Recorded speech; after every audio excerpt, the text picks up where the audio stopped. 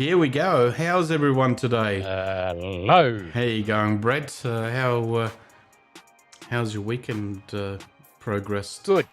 Yeah? Just It's been taking 2 it weeks since we've relax. seen people. So how's Yeah. everyone over there?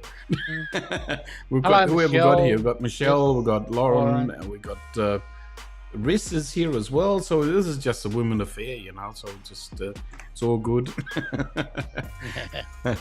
I mean, I can only advertise the show so much until people, you know, give up and they do come in. You know? Just keep on giving them a hard time. So guys, Riss is saying she's editing lots of pictures and all that. So there you go. See that? Yeah.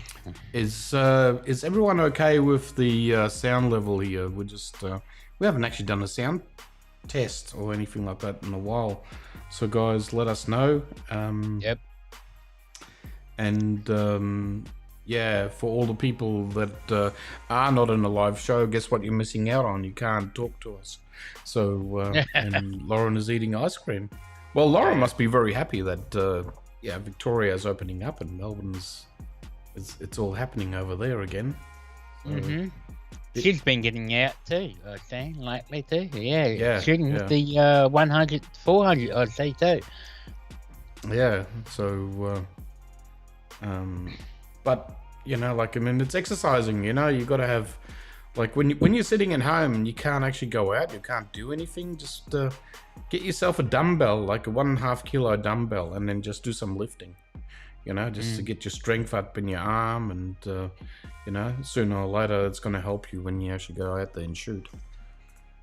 And well, it sounds like our sound is pretty good. Yeah. Yeah. Well, there you go. I mean, I haven't touched anything. I mean, it's in a little. In a way, like all the dust has been settling here, you know, so I haven't touched any controls or anything like that since 2 weeks. Yeah. You've been getting around and about too, mate. So yeah.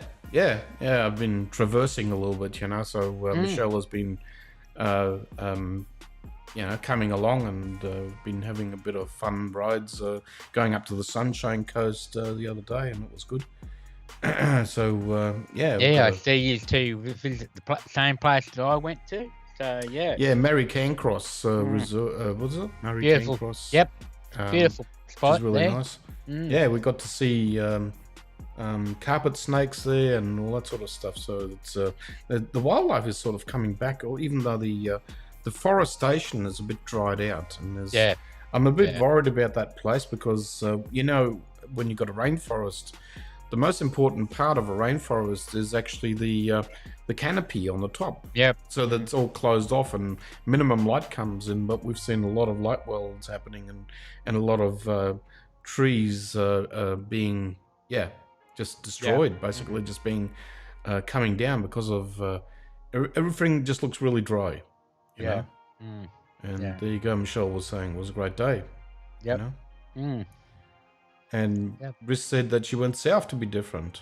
Yeah, and it was Lauren was saying she was going to go there for one last chance Milky Way tomorrow. But no trains and skies are looking cloudy. Well, look, I mean, there's always another tomorrow, Lauren. And as everybody knows, I'll be back up in Bonville, and that's on Tuesday and Wednesday. Yeah, I mean, you got a busy week happening, haven't you? I mean, you got your son's birthday is coming up, and that's next weekend. You know, so that's next weekend, and and doing that thing in Montville as well, that workshop. The workshop, Sony workshop, hosted by Garrett's Camera House in Wiltshire. So 3 Sony advocates in 24 hours doing 3 different genres. And people get their hands on Sony gear, lenses, cameras, and So how crazy was this year, Brett? When we think about it, all these things that have been happening, and now finally after, I mean, I don't want to go into political stuff, but now finally after 4 years, the wait is over, guys. America's got a new president, and that's good news.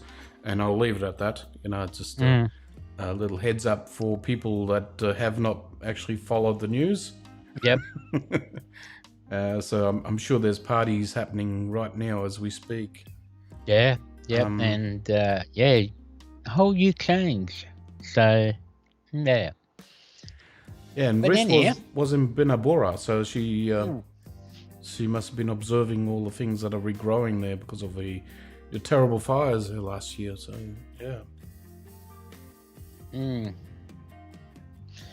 Well, so, someone actually asked me in in the Facebook group, or in my, I think it was on my Facebook, how are we going to ever get rid of Trump out of the, how is he going to get, how can we drag him out of the White House because he doesn't want to leave? And I was basically saying, we just send the Mexicans in. So that would be interesting. Yeah.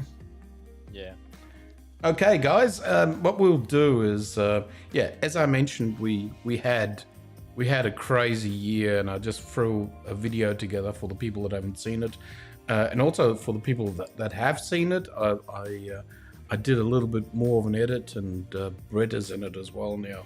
So let's get into that, and then we'll come straight away into the full show, and we'll get happening. All right.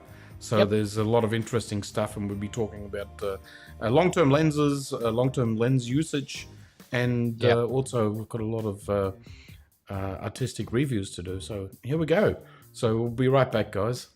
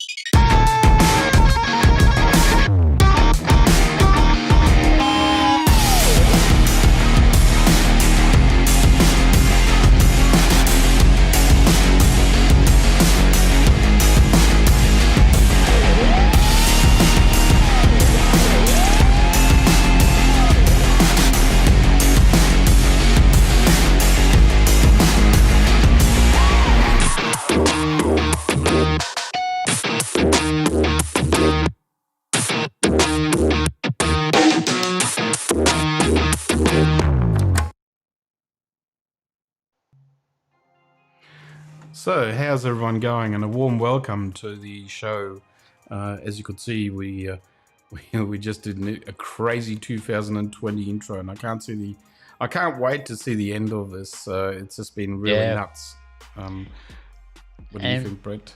Yes, then we're a month and a half away for 2020 to be ended. So it's just gone. Like, really, really quick. So.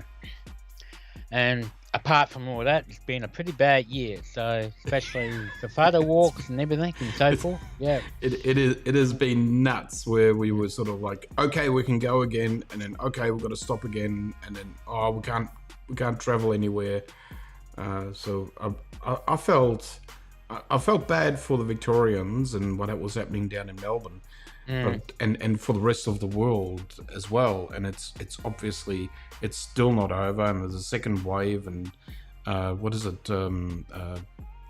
England has shut down until December or God knows when. So it's even still longer. ongoing. I believe honestly longer. Yeah. But in a way, I felt a bit like a rat caught in a cage, because of a large cage, because it was the whole state of Queensland, but it was still sort of like, okay, you still can't have free movement. You can only stay in your state, and I can just imagine what people would be, how it would have been for people that could only stay in their four walls for months on end. It would have been just terrible. Yeah, that's true. Yeah.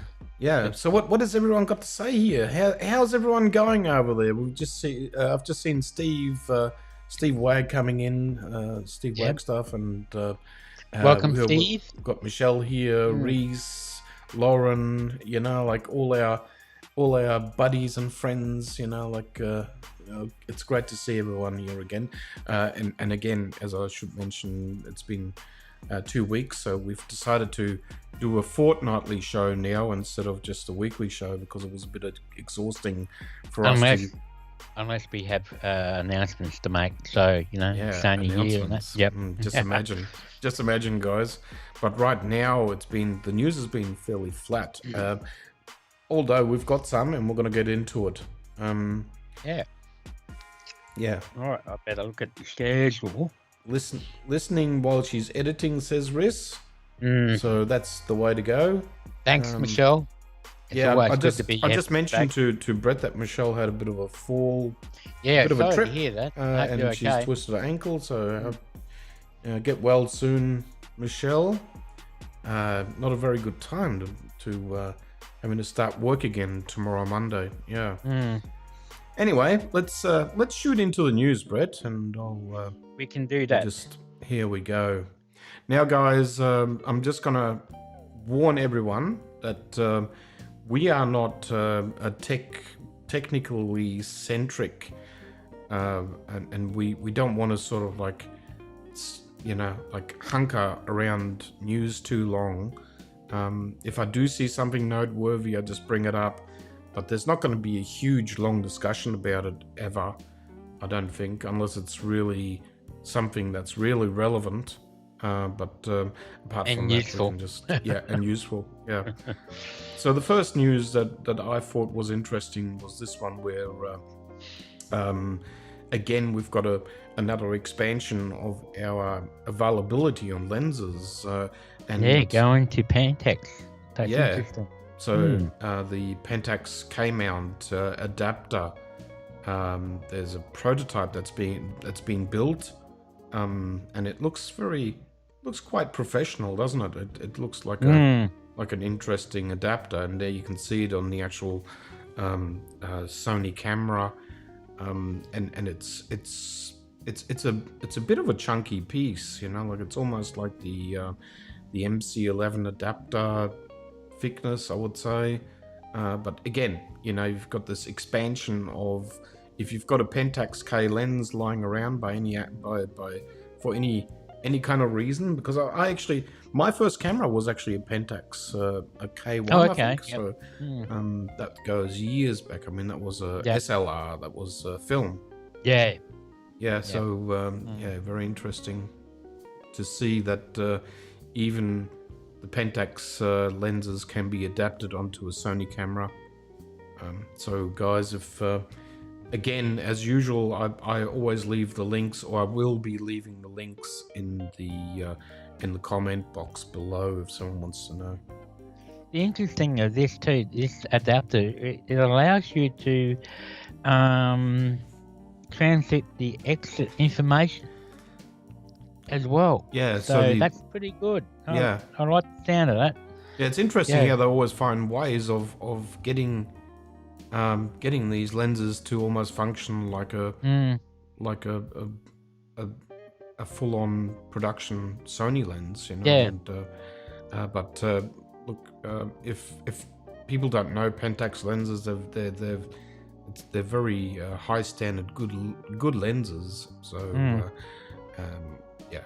but I don't know, between myself and Brett, I guess we always recommending mainstream lenses, especially Sony lenses, because they got the fastest speed, and they've been purposely built for our cameras. Yeah, especially native. I mean, you're gonna if you're using native, well, you're gonna get all the benefits out of the Sony cameras. I haven't really been fond of the adapters and that for other reasons, like I just mentioned before. You don't get the access data through adaptive lenses, and you just sort of got to remember what you shot and what shot this may have been at, and and you don't get all that information. Yeah, I mean, for people not in the know, there's also an adapter out there that where you can use older Nikon lenses as well on our Sony cameras, and so there's adapters galore. Like even the Samsung adapters for the Canon mount lenses, etc., and Metabones as well. So that's another brand of adapter. So we are being really spoiled by all the manufacturers trying to come on board, and obviously when they actually cross and opening the doors to third-party lenses. So that's the real big bonus. Yeah. I mean, if they do this, how should I call it? This cross, crossing over. They got the chances of being able to sell these lenses as well, so that helps them. That's correct. Yeah. But when you really think about it, Sony is in a really good place now, even though that Sony's got a lot of lenses up their sleeve now. I can't remember how many, but when you think about Canon, Canon, what was the others? That you got the other like Samyang, Aloha, all of them, they just broaden your range, Wouldn't be too bad to actually see if Leica could make an adapter for a Sony lens. Oh, the L-mount alliance. You want to break the L-mount alliance. So maybe one day. Okay, now the next news part is also that there is a rumor, and I've probably had this sitting up long enough for people to actually realize what this was all about. But the rumor is that Sony is in the middle of producing a 16mm f1.8 prime lens. But here they're also saying that it's been the launch has been delayed due to production issues, which means that they just could not produce the actual numbers that they require for the launch, perhaps. So that being said, 2021 is looking really good for people that want to come into the Sony realm and get themselves all built up with lenses and camera bodies, etc. Now, what's this? Ollie said he uses the old Pentax Acai lenses with his A99 as there are M42 mounts. Okay. I'm not aware of M42 mount, but there are a lot of adapters out there at the moment.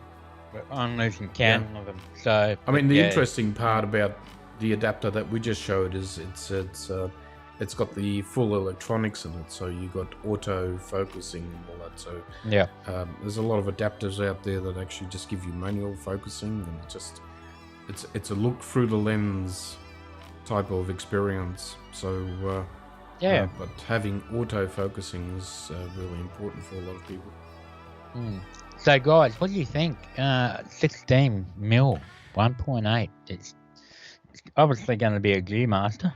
So it's maybe it might be a G. We don't know yet. I should just read it out here. The new GM lens that is ready, as you guessed correctly, and was planned to be announced by surprise on November 4th, has indeed been moved to early 2021 due to production issues. Production is not up to speed yet. So anyway, it is good news. We are seeing interesting. We're seeing all the gaps being filled up by Sony now.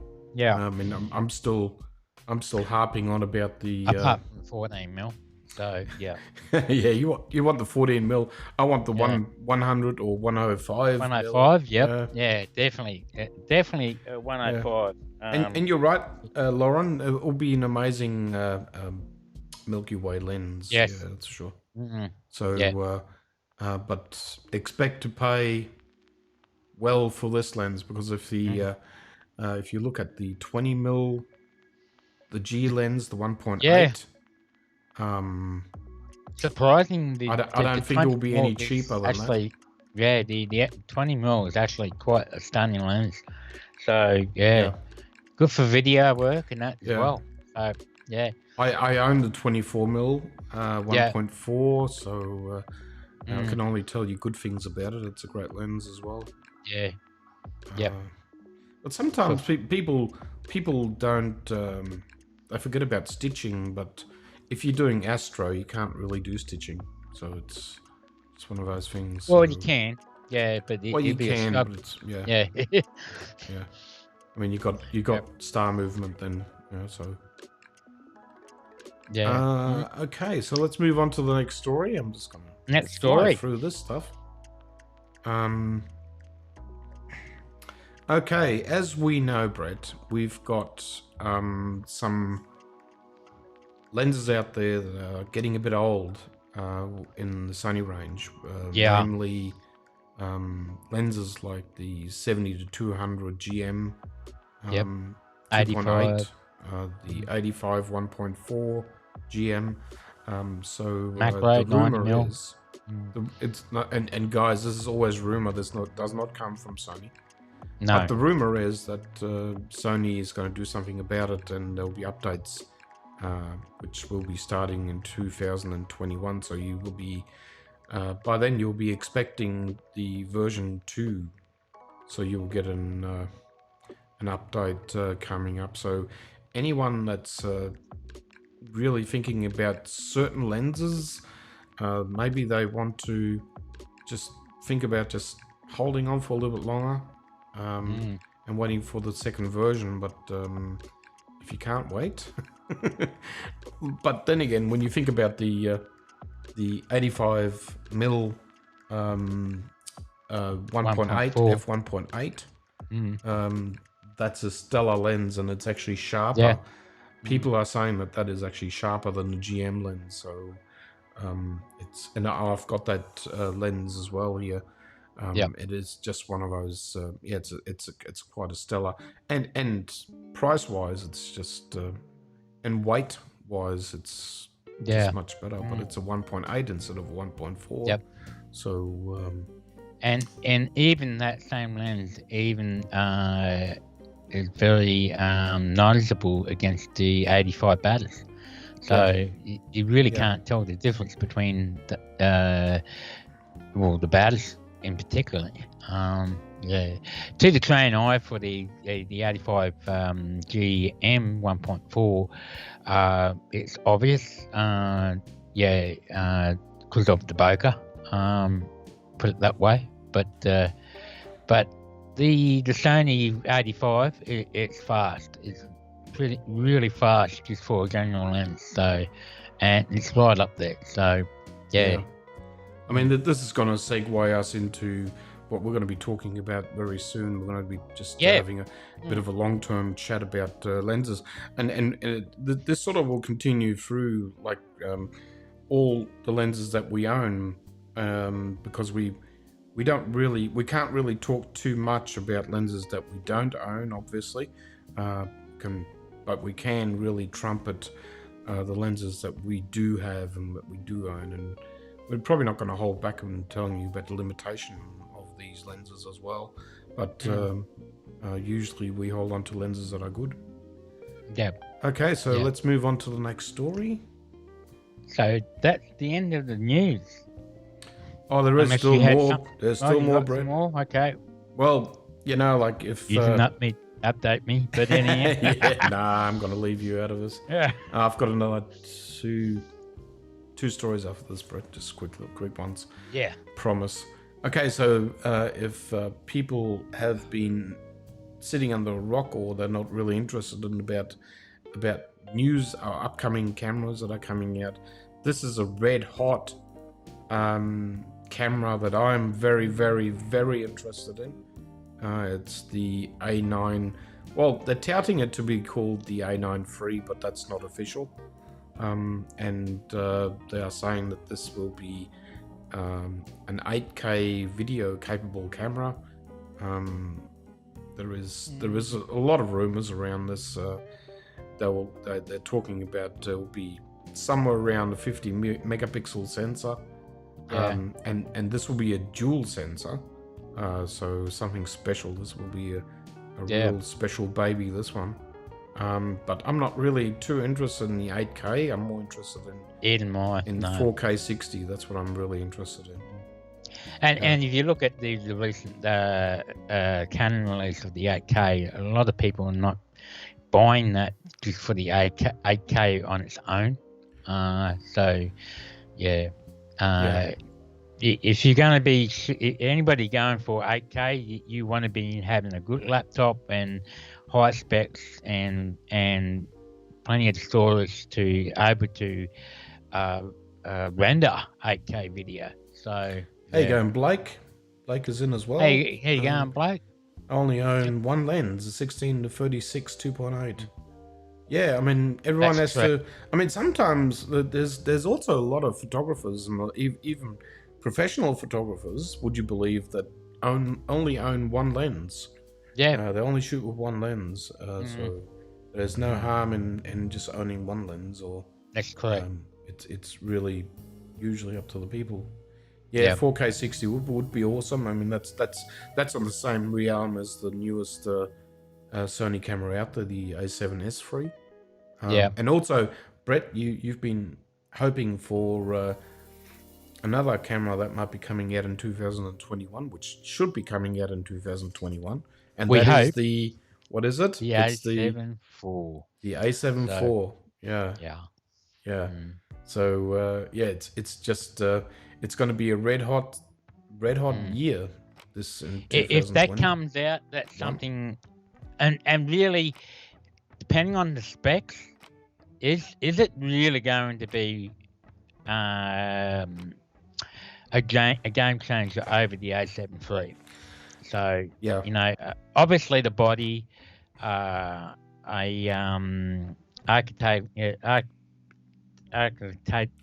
even say that word. Adjustable screen, fold out screen, or whatever you want to call it, and all those sort of thing. The body and so forth, but it's all the other extra things.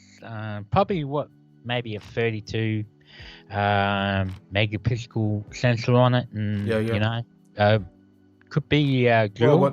Dual. The reason why Sony is keen on trying to get out the new A9 is Olympics. Again, it's the Olympics. So I mean, let's hope they can actually stage the Olympics in 2021. Yep. It's going to be touch and go, maybe. With all these waves of COVID going on, I just don't know what's going on. So I got this beautiful beast back in my hands again. Yeah, look at that. So, and my beast is in repair. Yeah. So the A7R4 we're talking about, guys. This is definitely the next camera that I wanted to save up for, but I'm just going to wait it out to next year till the A7 IV comes and see what that's going to offer. Because technically I don't really need 61 megabytes. Yes, for my my landscapes, for sure, but I'm not always going to use that amount of data for everything else like portraiture and all that sort of stuff. So, see what happens. And Blake just said that he got the A7 III and the 16 to 35 awesome setup. Yeah, that's nice. Yeah, I mean the 16 to 35 is a great lens. Brett has got that. Are you talking about the F4 there, Blake? What's he doing? Yeah, Blake, is that the F4? Yeah, I was a bit confused when you said 16 to 36 2.8. Yeah. So 2.8, yeah, GM. The 2.8. Wow, nice one. Yeah, Brett has actually got that there on the shelf. He just happens to have one there. Well, there's your difference. Yeah. On my right hand, that's the 2.8 Yeah, And on your right then, left, on the you left, see- as the viewer sees it, is Yep. the 2.8, Mm, 16 to 35, and on the right is the 16 yeah, to the 35 difference. f4. So, yep. Yeah. Mm. And which one do you prefer, Brad? Well, because this is the loaner, the GM, I love Yeah. to have this, Yeah. obviously. But this has been my go-to lens for my landscapes. But as a lot of people know my landscapes, you can see I've been getting a lot out of this lens. Good images and so forth. Most of the time of any photography, you can always get past. You can always get by with an f4. If you're really requiring, like actual shots and stuff like that in low light conditions and in the bokeh, well, it's obviously the G Master. So yeah, but the f4 you can do just as much with that with any other lens. So it really comes down to personal choice. So Yeah, and I guess that's what Blake is saying is this is sort of like a natural step up for him. He's gone from the crop camera, the A6400, with and he had 7 lenses, and he's sold them all just to get these the update to full sensor. And this is always a battle when you've got crop sensor lenses and a crop sensor camera. Having to sell all this and having to step up. A lot of people go through that process, and we always we always recommend that you maybe have a think. If you've got a crop sensor camera, have a think about starting off with full frame lenses, so they will still fit on your crop sensor camera and body, and you can use it for that. But when you update or upgrade to a full frame camera, then you don't have the issue of having to sell everything. Yeah. So what we got here? Like dance video, that's what he's doing. So the f2.8 is interesting. Yeah. Okay, so the other news here is obvious, where you can see that Canon is going to be announcing, I think at this stage these 2 lenses are already in the hands of the reviewers, I believe. Now the top lens there is a 70-200 f4. Now this is sort of like a tramboning lens, but it's no bigger than say something like my coffee cup when you hold it in your hand. So it's quite amazing for transporting. And when you look at the price, the US price is $1,599 for an f4. So there's always a penalty that you need to pay when you got compactness, I guess. And the other nice thing here also is the new Canon 50mm RF, which is for the R-mount lenses, the mirrorless lenses that Canon has got, and that's $199. So I mean, and it's an f1.8, so it's a very affordable lens for Canon users. So yeah, interesting. Yeah, very compact. That 70 24, well 24-7. So I can't believe how they squished that down compared to all the others. So it's quite interesting. I mean, and Canon always brings out interesting lenses and very good lenses. I mean, they're very, very nice. It's very nice glass. Yeah. And have I got one? I've got one more, Brett. One more for the road. Yep. Yeah, and don't forget the thumbs up, guys. Please do. It just helps Mark's channel and get notified and so forth. But we'd be much appreciated. Yeah, and don't forget to subscribe for anybody if you else. Can. You know, show us some love, guys. Hi, Sharon. Welcome. And Sharon is here as well. You made it. Very good. Okay, so the last bit of news is that Sigma is going to probably come out with a 300mm 2.8, which is great news for a lot of wildlife shooters that want some around the 300mm range. You know, sometimes the 70 to 200mm is just not long enough. And I mean, as much as this lens is a beauty and it's great and it's I love it. Yeah, I will never sell this lens. Having a bit more reach again is fantastic, especially if you've got the A7R4, Brett. If you've got that, and you and that'd be another lens too that the Sony might do a second version of too, so we can use a 1.4 telegravert or 2 times. That'll be fantastic if they do that too. Yeah. And Lauren, you're not going to lie that she's really happy with the 100-400, but the 6.3 on the longer end means a lot of compromises. Yeah, that's exactly my issue with the 200 to 600. At 600mm, it tops out at 6.3.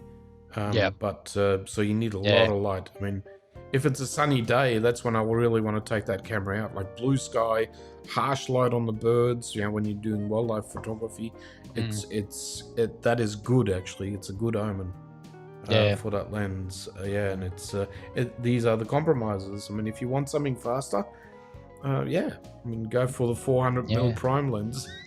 Well, sell your car, sell your house. Mark Garlick did a lens review between the 200, 600 and 100, 400, and it was quite interesting. I've obviously used Mark's copy of the 200, 600, and find that I actually really love that more than the 100, 400. I only just picked up the 100, 400 in the last couple of days, and I've been having to go with it, this one, and so that's a G Master 100 to 400. Yes, GM. That's a G Master. Yeah. I do actually sort of like it.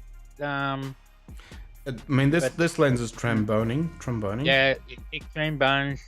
That's probably the only thing I do not like about it. If you see, guys, it does stick out, and when that is stuck all the way out and you sit it side by side with the 200, 600 is pretty much the same without the hood attached, same length. Yeah, but it's a honking lens, isn't it? Like, I mean, but it's very compact. And also, what I like about that is the close focusing. Your minimum distance is, what is it? What's your minimum distance on that lens? It's very, very close. I think it's might be 0.4 meters. Yeah. Like 400mm or something. So it's very, very close. I have to look up the specs, but yeah, a lot of people actually use that for doing semi-macro shooting. Yeah. As well. Yeah, it's a lot closer than obviously the 200, 600, and so forth. I do like the actual collar, that you got the little collar here, and you press this button, undo the collar on the side, press this button here, and it comes off. And then you've got another little screw that you can use it's like a bit of a Swiss plate, but not the big size, but you can put it on say like a monopod or whatever, and that so forth. So I like the idea of that. But you were talking about your one the other day for the 600. You can get another foot for that has. Yeah, you can also get another foot for the 100 to 400, like an off-market one. And it's also got the Arca Swiss molding in it then, so you don't have to put screw a plate onto the base of it.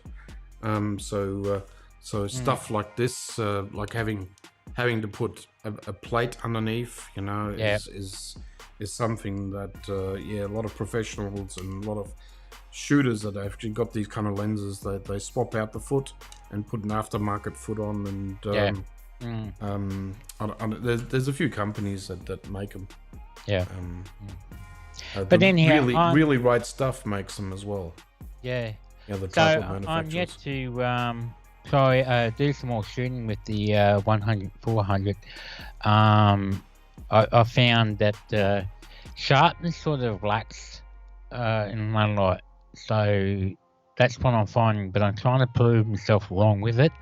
But yeah, so hopefully the next couple of days before I have to hand it back, I might able to see the results that I wanted to find. Keep on working on it, and let us know.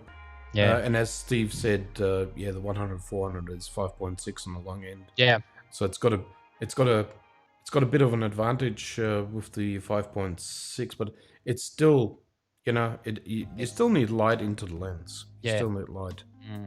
So if you actually want to shoot with this lens around dusk or dawn, think again. You'd have to really stretch your shutter speed or raise your ISO. Even though, I mean, I shot in a rainforest the other day up in the Sunshine Coast. I was in low light, and I had ISO settings at ISO 5000, and I was still, I came out with good shots. Good shots. That was with the A9. With the 70-200 f4, and no problems. Yeah. And with all the Sony cameras now, it doesn't hurt to raise your ISO. So don't be scared to raise your ISO when you got the lenses that are not very, very fast. So you still can get away with it and get some usable images, because the ISO on these cameras are pretty good. Okay, so now what we can do now is, how about we go into our long-term reviews?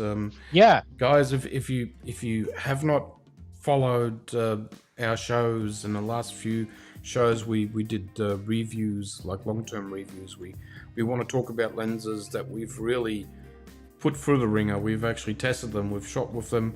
I've actually the lens I'm going to be talking about is going to be the 50mm today, which is a 50mm Zeiss Planar 1.4, and Brett is going to be talking about the other 55 Zeiss. 1.8.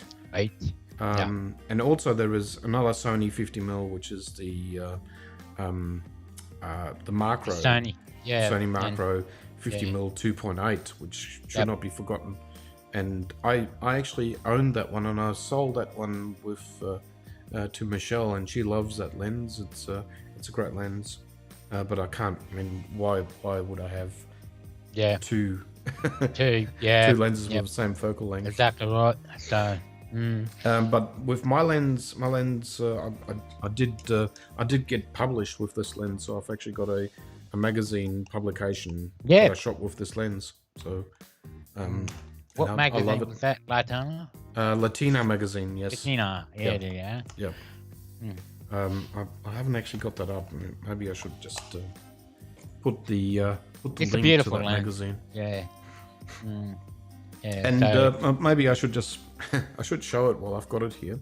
So this is the lens.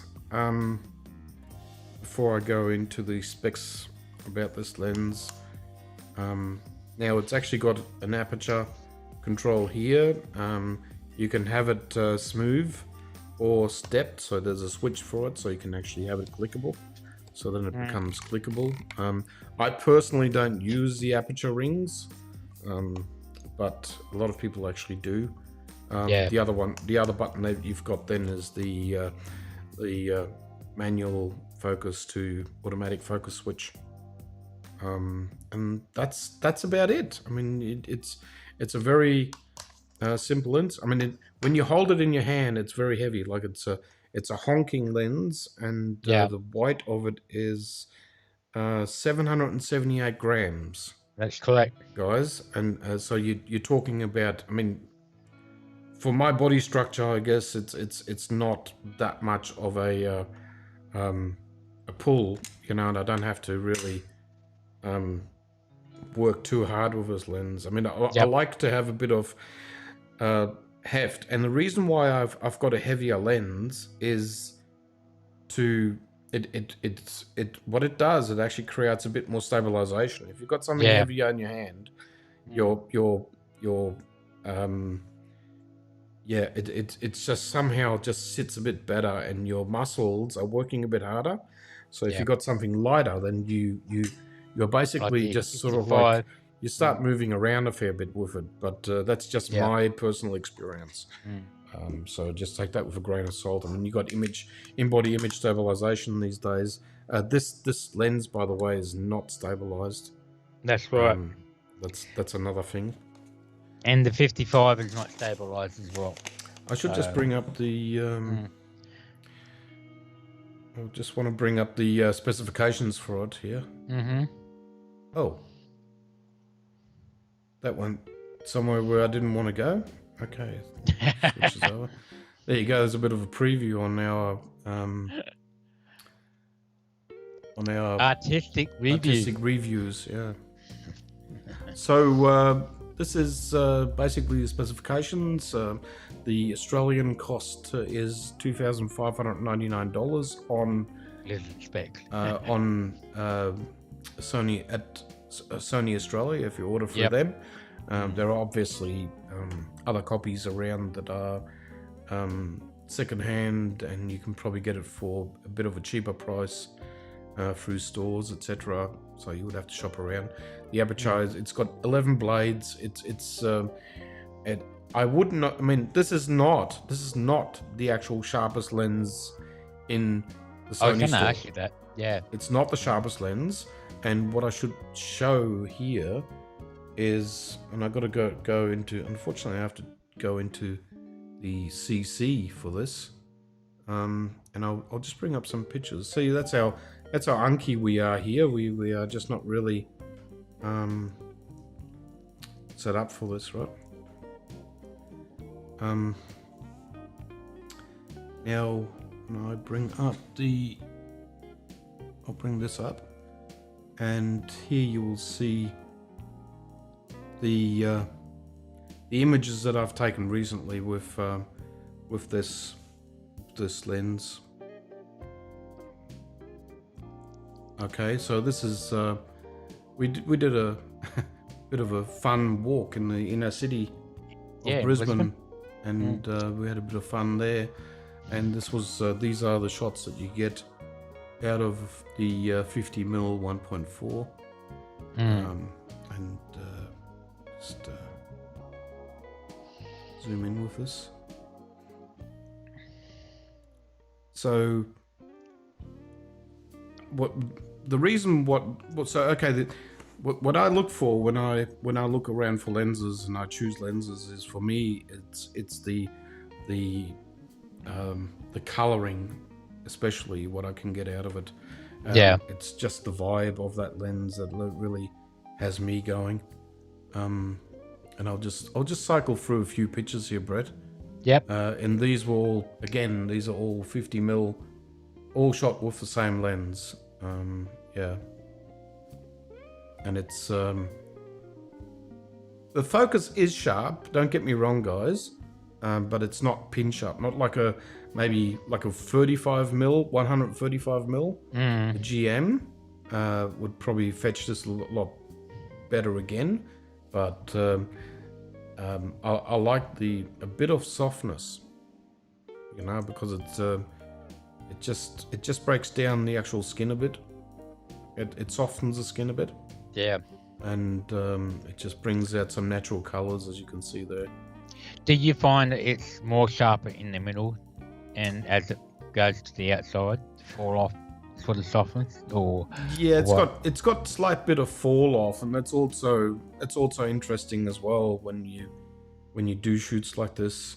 I don't really tend to pixel peep at that sort of stuff. You know, I just want to make sure that the eyes of the model are sharp, that I get everything in. Which is very important. Yeah. So when I look through the viewfinder, I look around the edges, and I make sure that I you know, like I have the things in that I want to have in, and you know, I also want to create a frame sometimes. As you can see there, you can probably just see the light stand on the right hand side, and you'll see just the out of focus blurring there of that cabinet.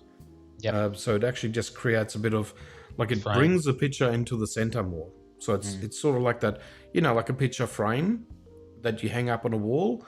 That's what it does. So it's just a little bit of added interest that brings your eye into the center.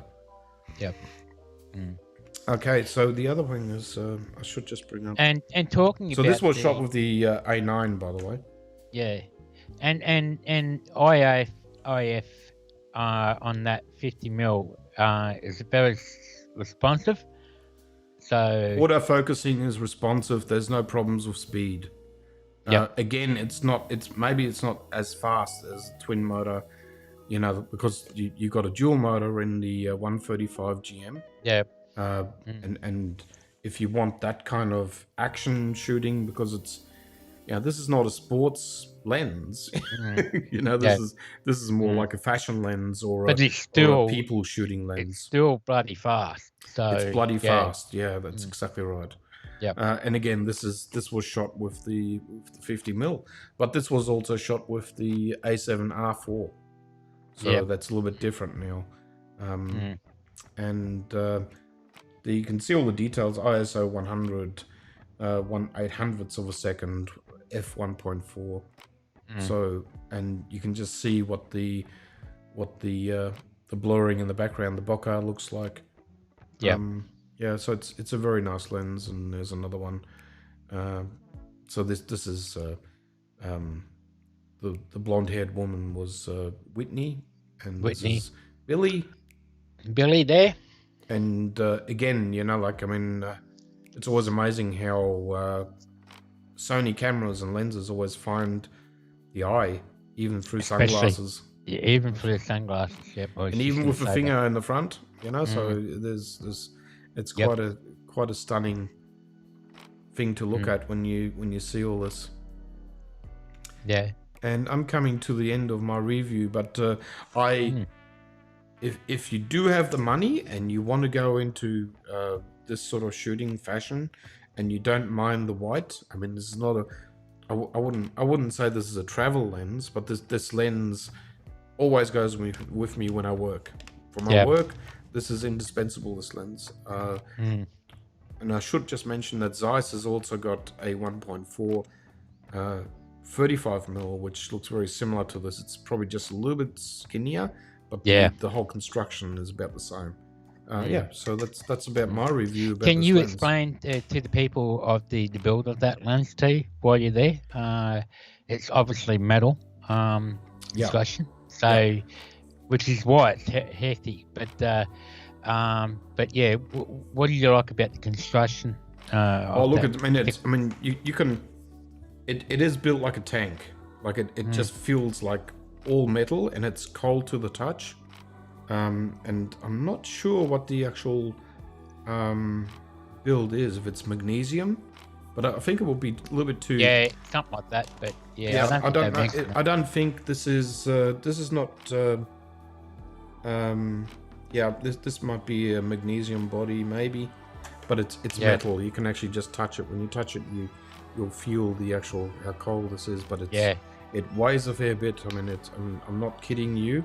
This is not a joke. You wouldn't go on a photo walk with this lens unless you really want to get this kind of image. But and it weighs. I would say it actually weighs more than the 70 to 200 lens. Yeah.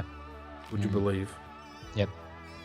So for that lens, the 50, you're looking brand new is $2,599 at the moment. So those people want the fast lens, and nice bokeh, like Marcus Yeah, this is a before. very specialized lens, guys. So I would not. Yeah, and the filter diameter on that lens is 72 millimeters, guys. So that just goes to show you the diameter of that particular lens. and just giving you like a focal length on an APS-C camera would be 75 mil. Yeah. So so it is something if you go into professional work, or if you're a wedding photographer, etc. You know, like if you're doing high-end shooting, etc. Yeah, this would probably be the lens that you would be looking at. If you're shooting 50 mil, obviously a lot of photographers are out there, professionals. They shoot in different ranges. Their love child is always usually the 85 mil, but I don't like the 85 mil that much, because I need to move further away from the talent. With this lens, I can get closer, and I still can stand away from the talent. If you understand what I'm saying. So there's still a respectful distance, you know, and there's no distortion with this lens. So what you see is almost what you get, because our eyes are usually like around 50 mil, like I think that's right, 47.5 mil, somewhere around there. Something like that, yeah. Yeah, so Brett, so Terry said, and street photography as well. And so, street, yes, but I mean, for street, I would recommend that people look at a 35 mil. But that's just me personally. But you actually, because with street, you want to get more of the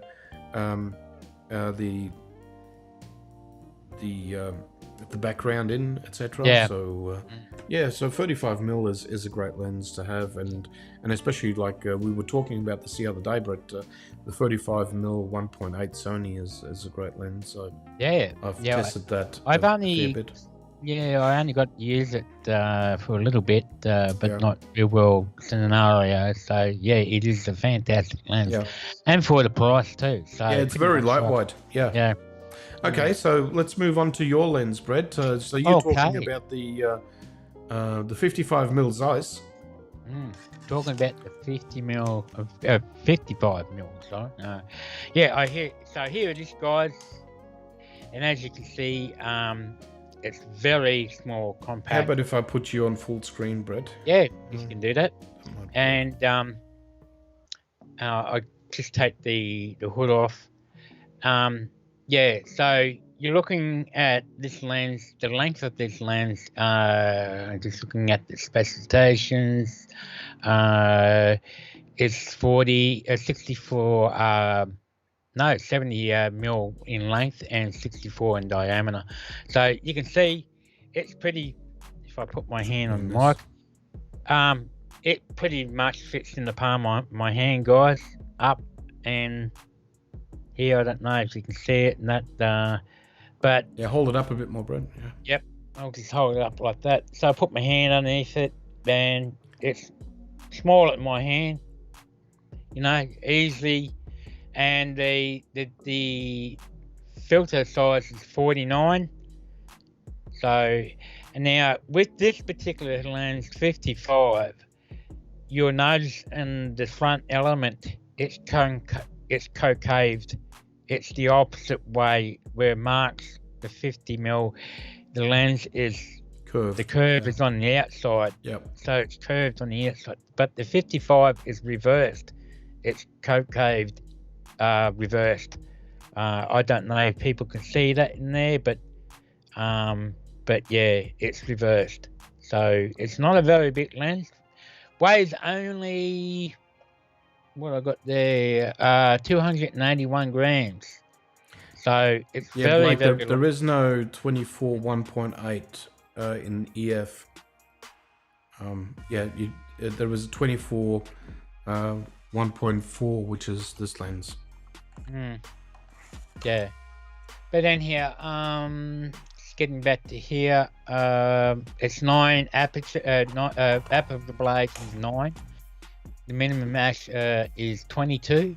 Maximum is 1.8. and if you use it on APS-C, it becomes a bit over 82 millimeters 0.5. So yeah, it acts like an 80 mil on a crop sensor. Yeah. Yeah. So on the back of so it, there you can see the white is only 281 grams, which is it's only about a third of what the 50 mil is. Yeah. So, and there's the back of it. No different to any other sort of lens. Obviously, the blue Zeiss badge on one side. Yeah. And if I put the pedal type hood on it, this is actually plastic, but it feels like it has a bit of a metal coating over it because it's cool to touch. And it's felt inside. Well, it's not really felt, it's really sort of very flat flat matte. So again, that lens hood is a Clover lens hood. That's the same. They could have pedal type. Same on the Zeiss as well. I don't know if you can. So if I put that onto there, guys, so you can see how much it looks longer with the hood on it, but yeah, it's pretty good. So I've had this since the day it was released, and it's laser sharp, very good in low light. I'm going to show you an image here that I shot recently, how good it is in low light. But look, I've done many low light shootings, portraitures, and even studio shooting with the Zeiss 55 to get full length body shots and so forth. The rendering, the color rendering is really good. Obviously, that's the Zeiss. It's known, Zeiss are known for the color rendering and so forth. And the bokeh, So fast lens. I do find every now and then it will struggle with IAF if you're doing portraiture, but if you're too far from your subject, that's probably the reason why. So there is a certain limitations that you need to be in to make sure your IAF is actually tracking really quick, and so forth. So Terry is just asking about the GM lineup, if there's a 35, 50, and 55, and why don't they make one? Very good question. Well, I'm at Sony for a start, so I can't answer for Sony itself. But if it's not broken, why fix it? It's a good question. It's funny there's no 55 or 50 GM glass, but I mean, as you can see, 1.8 in Zeiss. Sony might bring out another one. I don't know, but they've already got a standard 50 1.8, which is cheaper in this one again. So talking about price, 55 now, brand new, is $1,299 Australian, guys. We're not talking US, Australian. So that's brand new. There's a big price difference between the 50 and the 55 with those two lenses. Obviously, one stop difference in that, and more glass, and so forth. But this is something, the 55 I've used for a long time. I never sell it. I mean, I agree with Mark with the 50. It's bigger and heftier, and it gives you that better stabilization. Because you add a bit of weight to it. I mean, it helps you. In a freaky way, you get better stabilization out of a little bit heavier lens. Even though, I mean, it gets cumbersome when you travel, and it's also cumbersome when you carry it over your shoulder, or you hold it for a prolonged time. But it's just the facts of it. Yep. I'm just going to switch over to display some images here, Mark. Yep. Hang on, I'll just. I don't know. For some reason, I'm having problems with screen share. Right? Yeah. Look, I'm gonna let you talk. Yep. And I'm gonna be sort of like, I'm here, guys, because I should be able to get this into a box, but the Terry, box is not maybe here, Terry. next week I can have a talk with a few people and might find. I'll ask that question, but don't forget. Yeah, they may not know either. But very good question, man. Never even thought about that. So yeah. So anyhow, are we sharing your screen? Yeah. Yep. Okay. Just not on the other screen yet, am I? Oh, sorry. Yeah. I'll bring that up. Yeah. I'm just trying to work out how I can cycle this. Yeah, yeah. So, guys, you can see this particular image was obviously at night time. This is with the 55 on the A4, on the R4. Handheld this shot at. Got to see my specifications. 100 of the second ISO 200 at 1.8. Yeah. So you can see how razor sharp this is even at night. There was plenty of light in the background, and that's why my ISO was down pretty much 200. But you can see the nice bokeh behind in the backgrounds here, very rounded. But as you get out towards the edges, it will still go into an onion shape on the sides and that. So, and another thing is that you'll notice too, the bokeh in these older lenses do have a lot of onion ring. So if you're not one that likes onion rings into the bokehs, well, just explain roughly what onion rings are, Brett. There might be people here that don't know what onion rings are. Let's see if I can zoom in a bit here on the screen. I don't know how clearly you guys can see it on YouTube, but if you look at the lighter ones, we'll go over here to this orange one. No, we'll go on this white one. So anybody can see the pointer I got.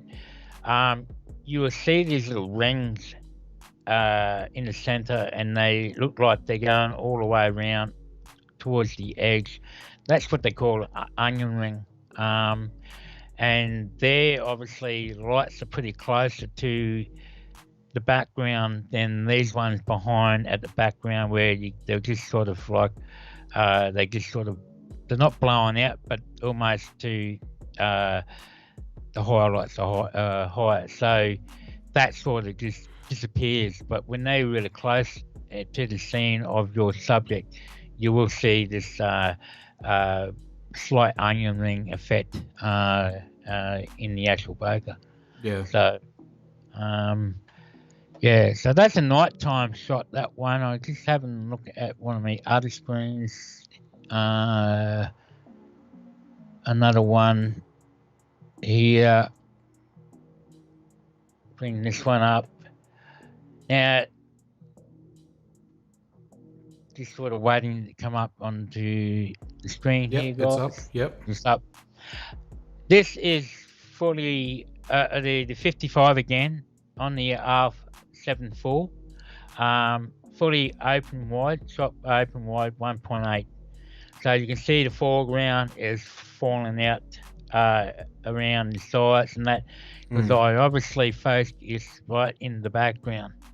So typically in this sort of scenery shots, I'm focusing right into infinity, and so you sort of get the reverse effect. Like when Mark does, he will probably have a model standing in there, so you'll be pointing at that person while everything in the background and the sides be out of focus. So I'm sort of doing it the opposite way here, but it just goes to show you how sharp this lens is. Even at night, you can just see all the details and shadows, and so it is razor sharp. So very good for portraiture at night time, whether if you're using natural light, available light, or strobe.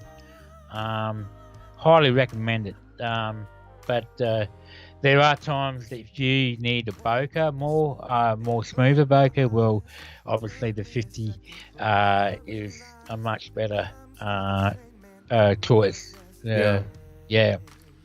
So, what else do I have? But I mean, when you talk about photo walks or something like that, you know, if someone is torn between which 50 to get, like the 55mm is much lighter than any other. So you can build yourself up a nice collection of lenses at the range of 1.8, which is like the we're talking about what the 20mm 1.8. Yep. Then there is the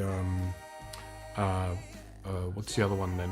Then it goes to 35 1.8. Yep. 24. Then it goes to 24. Oh no, the 20. Sorry, the 35 1.8. Yeah. And then it goes to 55 1.8, and then you can go 85 1.8, and then 135 1.8. Yeah. So you got a very good selection of prime lenses that are 1.8s, and that are more reasonable in price than if you go the f1.4 route, which it comes as a premium. It's almost double the price on the lens. So yeah. And these are the sort of things why we're discussing these things, people, because you really got to sort of do your homework and hone in sort of what lens do you really need for your work. You know, can you afford is your budget allow you to go for the GMs? You know, like the 24 1.4. Obviously, with the 50 and the 55, there is no GM lens for. Might be. I don't really see a call for a GM for a 50 or 55. Well, there's always been talk about that. You know, people are asking for something around a 50mm 1.2. So they want this amazing. They still want Sony in a way. They want Sony still to prove that they can actually manufacture an f1.2 for the E-mount lenses, the E-mount bodies. But I mean, it's already been proven that you can actually run a 1.2 f1.2 lens via adapter on camera bodies. That's true. Yeah. Like I've got the 85mm. The Canon 85mm f1.2 that works really nicely with Canon bodies. Sony bodies. Sorry. I don't have much more on the 55s at the moment. I've got other photos and that, but I'm just showing more recent shots because I had the R4 in my hands this time. So we'll go back to normal screen. Yep, we're back at normal screen, Brett. So what I will do now is, how about we go into the CCing now, like when we do artistic reviewing, and guys, we're trying to be as easygoing as possible, and thank you, Michelle. I hope that gave you a bit more insight of the 50s. We're trying to be informative, and we want to throw some news into our show, but we also want to just keep going with the artistic way on the artistic side. And okay, so I'll just I'll flick us over to the CCing now. There you go. Now I'll just bring up the details for this image.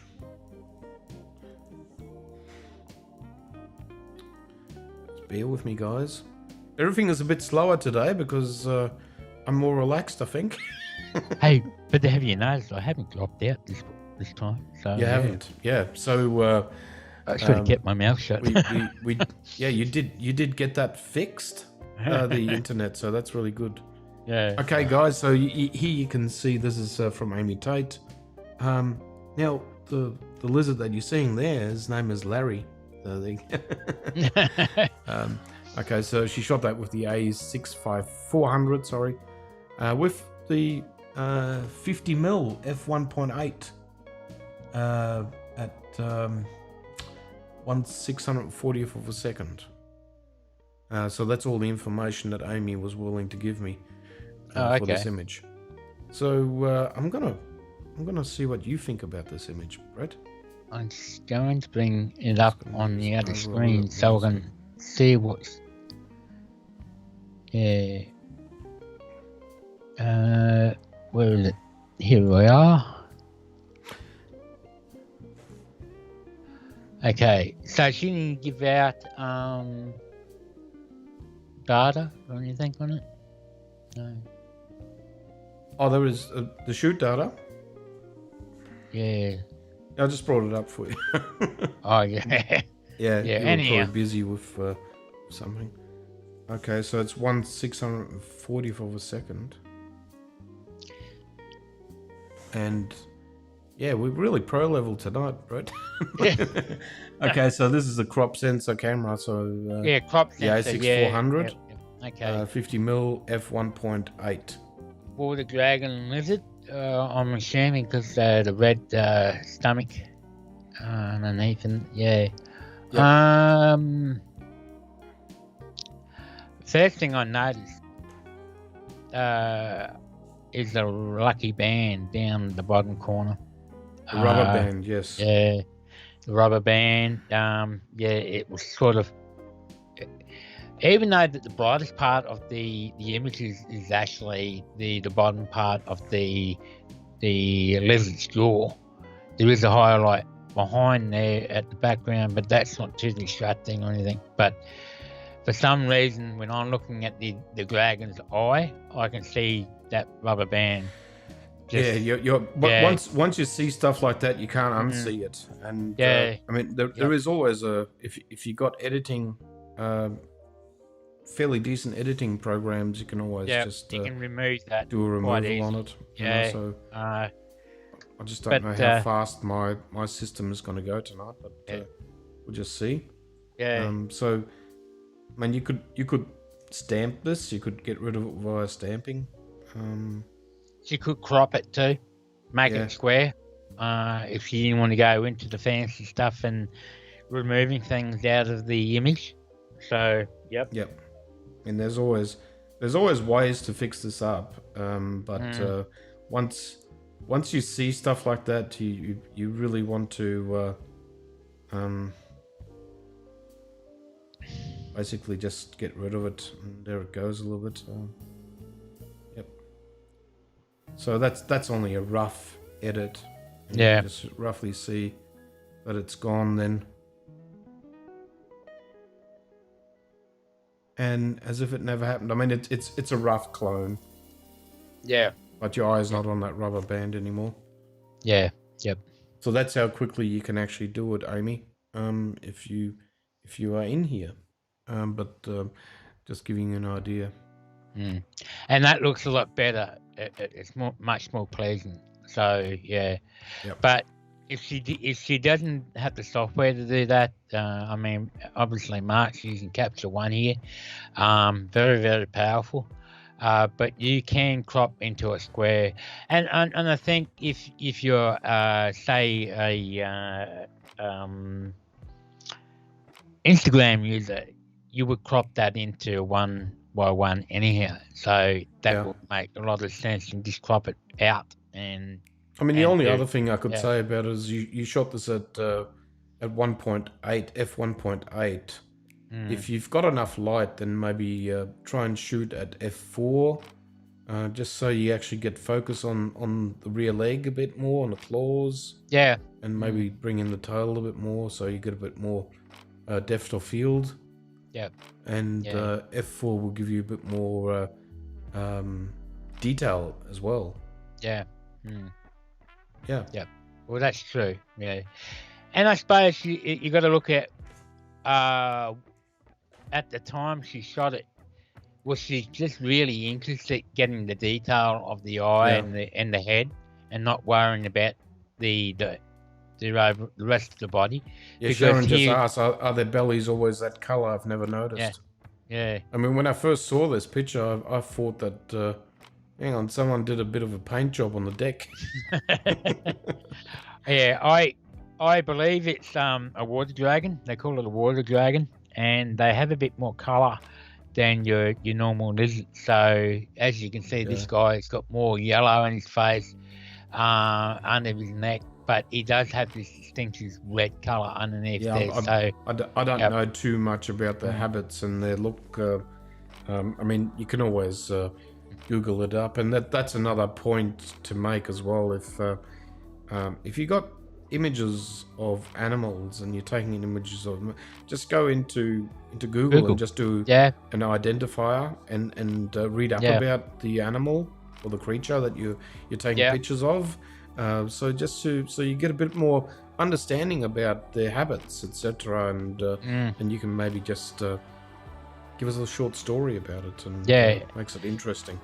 Yeah, and I think that people would see images that I post of birds, and that I always try to look it all up and let people know what it is, what bird it is, or what is, so forth, like Mark said. Exactly. But look, there's two ways shooting this, guys. That if you're shooting, I like what she's done here. She's obviously left the image pretty much wide open, so you can see how big this lizard is, and you get a fair idea. But in this point, she was more focusing on the head, and everything sort of just falls away in the background and that. So if you're wanting more detail, drop your aperture down. Stop your aperture down. Even if you could shoot f8, if you really want everything in focus and detail. It's a choice. It's an opinion of choice, how you shoot it and what you're trying to achieve. So I'm just leaving some subliminal information behind. So that's the image with the lacquer band in it, and that's the image without the lacquer band. So it does make a difference. I mean, even even on the rear just behind the animal, there's that yellow square thing. I think it's a leaf. Yeah. You could maybe doctor that out if you absolutely wanted to, because it's it will drive you insane after a while when you want to start editing out bits and pieces, like even this, the white dot in the foreground there on the deck in front of the animal as well. So it's I mean, you can go crazy with your edits and cleaning up, etc. But that lacquer band is unnatural. It shouldn't be there. Easy to fix. So how about we go on to the next shot? So done. Thanks for the image, Amy. Yeah, good shot. Was it her first time? No, Amy's that's right. Listed before, but I think she's. I don't think she's in the live comment I don't boxes. think she is, but I'm pretty sure she'll watch it and the recording later on. Yeah. So here we have an image that was highly, or should I say, talked about in the group because there was a request by Blake Darley to have his image CC'd, and people gave him a fair bit of information there as well. And I guess you are here, Blake, and you're seeing what we're going to be talking about. Yeah. So Brett, I'll let you begin on this image. Interesting, Blake. It's something that I wanted to see for a long time. A bit of portraiture and some artistic style to photography. I love what you're doing here. I'm just finding it a bit odd that you placed her outside. I get that you placed her outside because of the light, and because obviously the diameter range as well too. If you brought her back inside the tunnel, then you'll start to get blowout from the sky and outside from the back. If that's not your style, I can understand why you did this.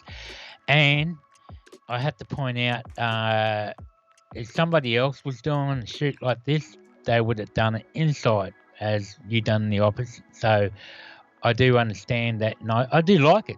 There's nothing wrong at all. Pretty good. So they kept the highlights in the background. You still got your diamond range of inside the tunnel, which is really good.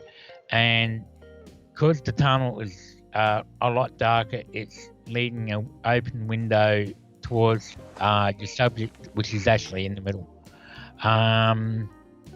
I would like to see, I don't know how good your editing is, but I would like to see some more dodging and burning. That would make it more 3D from the outside, inside, and so forth. But other than that, colouring is good. I'm not really spotting anything at all, mate. So very interesting, very original, and you did it, like I said, you did it a different way than a lot of other people would be doing. They would actually be inside the tunnel. So I think that's fantastic. So what do you reckon, Mark?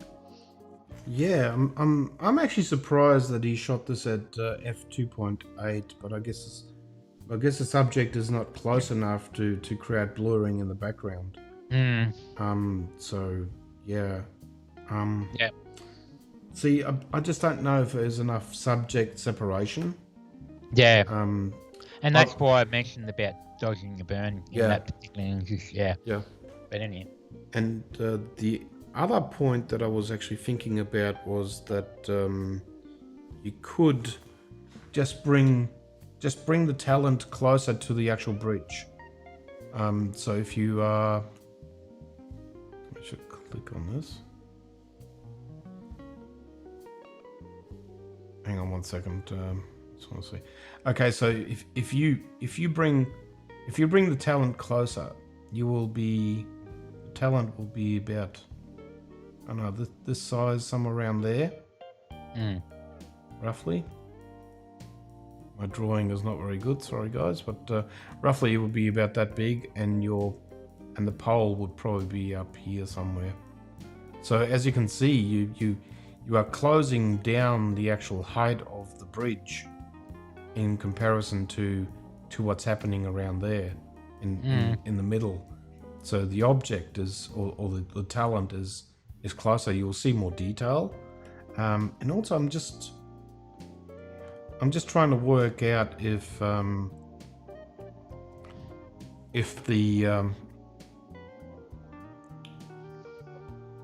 there is something that can be done about centering the talent, because I don't think that I don't know, it's I don't know what is right to be in the center. I would say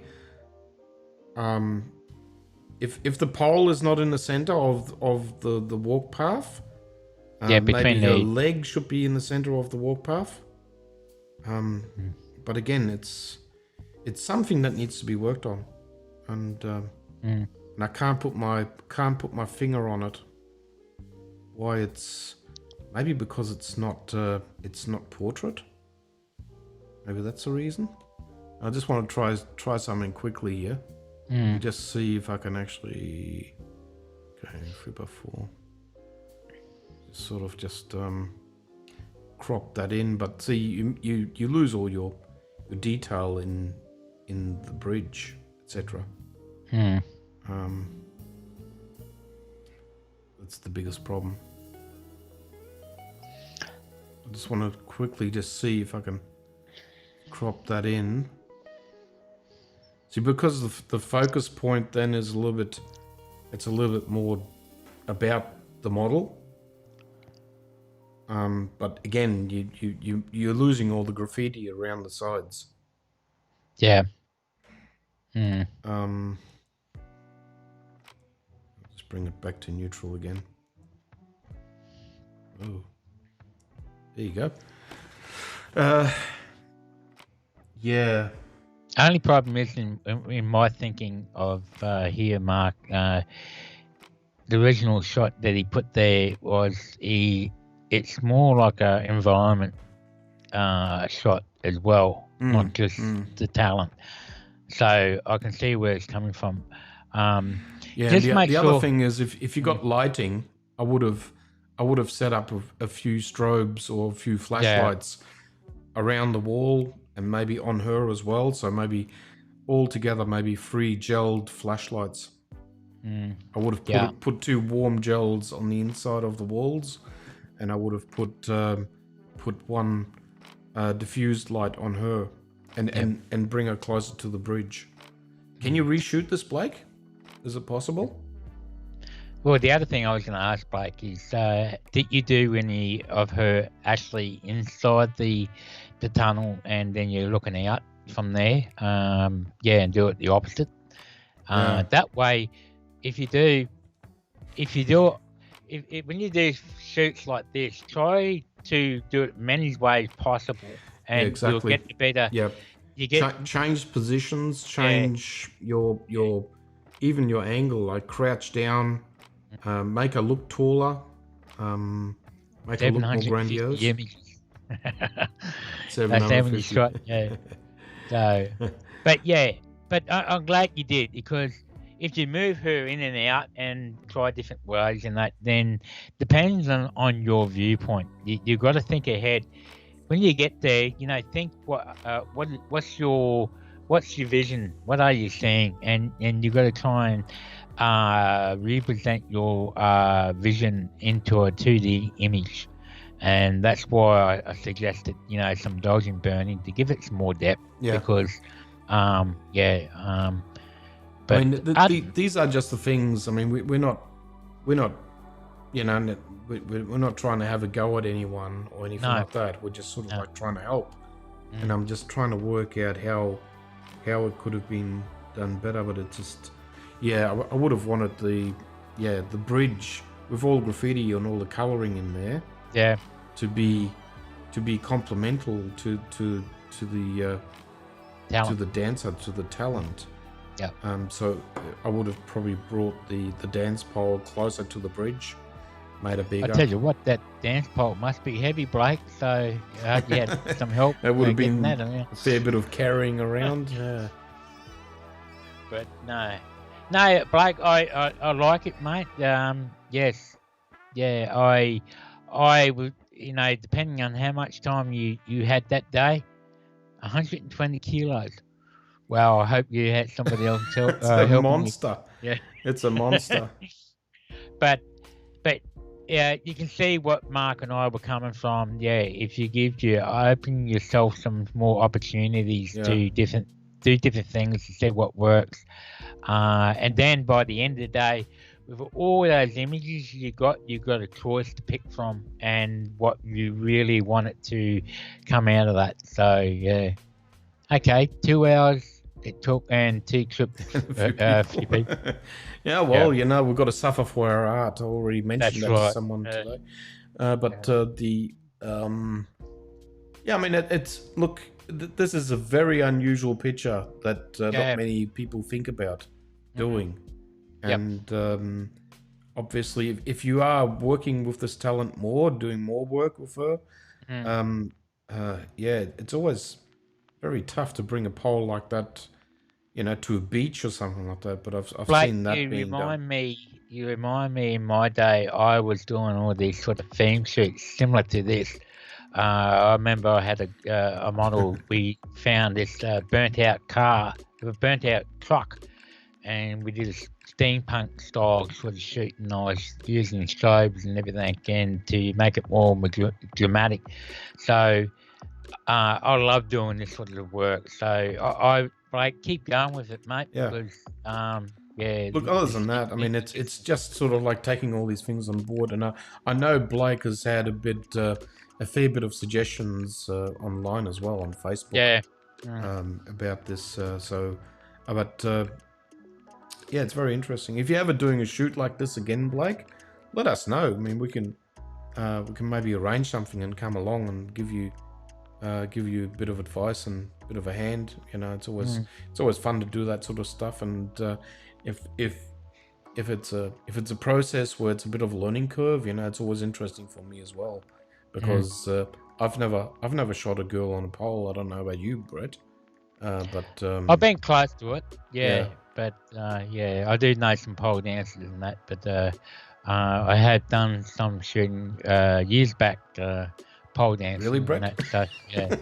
Oh, not Okay. me. I'm doing pole dancing. I'm just no. joking. Yeah, so I mean, us But, photographers get around a fair bit. So. But I love the Yeah. location too, Blake. I'm thinking it's probably around the old train tracks and the old train trails, Brisbane train trails, locations and stuff. Yeah, I can imagine this. There used to be a train going through here.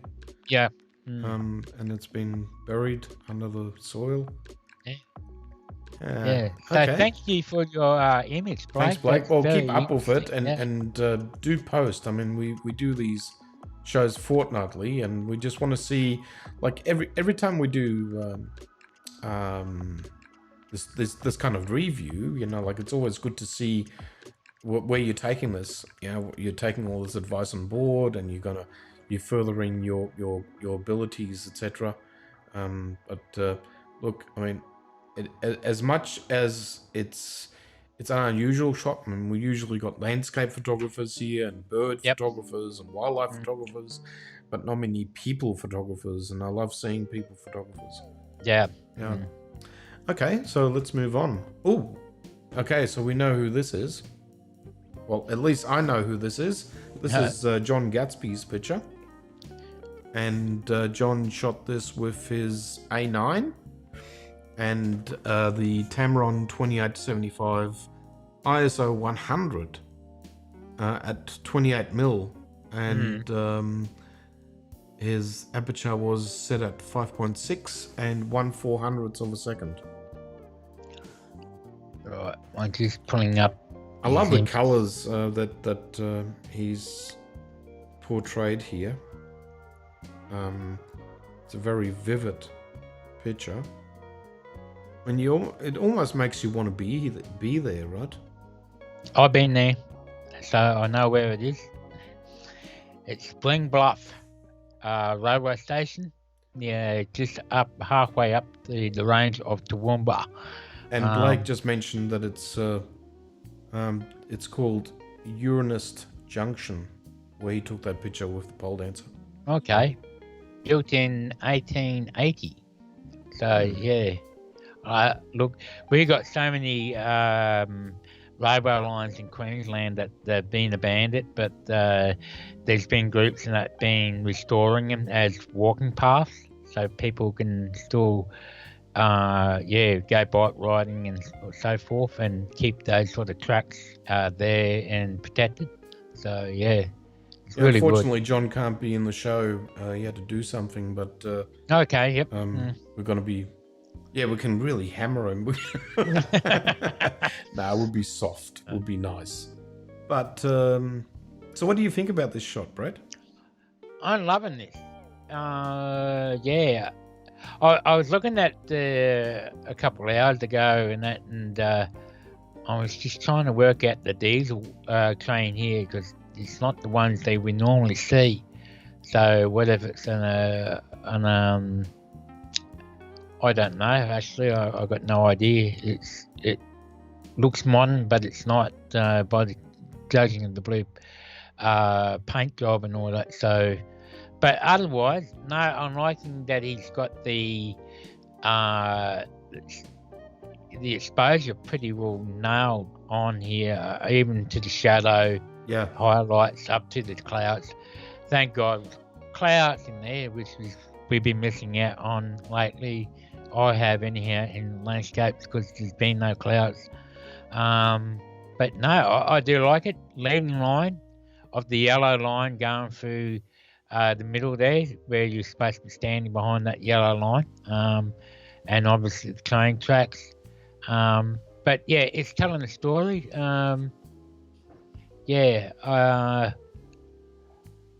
Because I know in this particular shot, he cannot move more to his right. I know that very well, because I've been there, done shots there myself.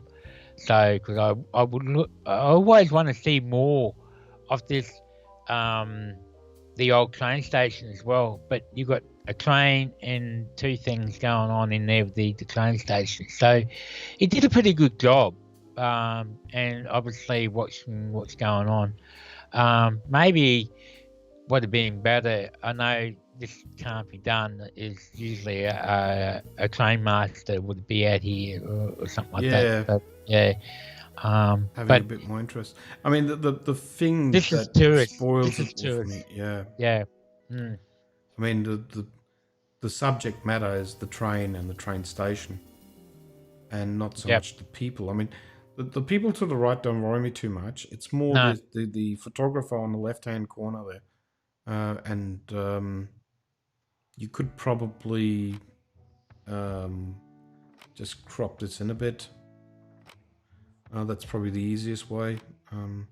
We just take a little bit out of it. Just that little bit of chunk.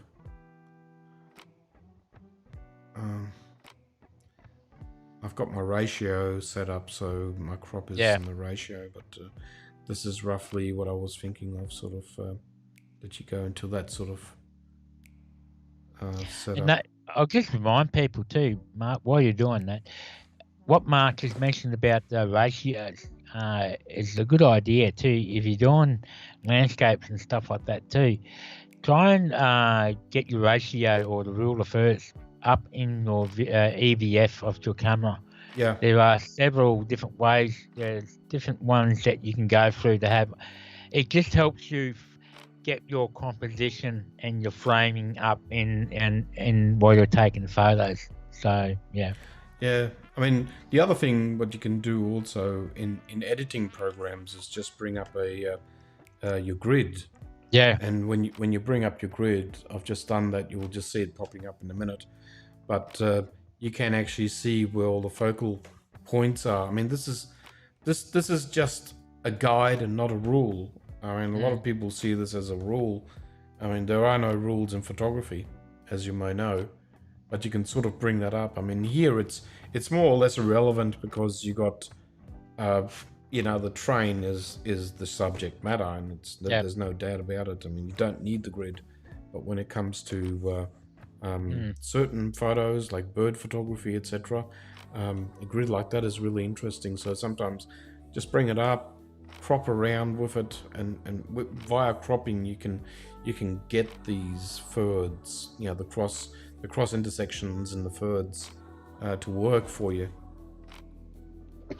Yeah, apart from that, I mean, it's I love the colors. The colors are good. Yeah, and it's it's just that the people sort of pull me out of this picture a little bit. Where you're going, well, the era. It just tells you that it's a nice picture, but it's it could have been so much more. But it's, I mean, when do you take a picture like that when there is no people around? How do you do that? So but you can do it in Photoshop. You can delete people if you need to, but it's a lot of work for an image. Yeah. But yeah, well done, John. Again, I've got no quarrels with this image.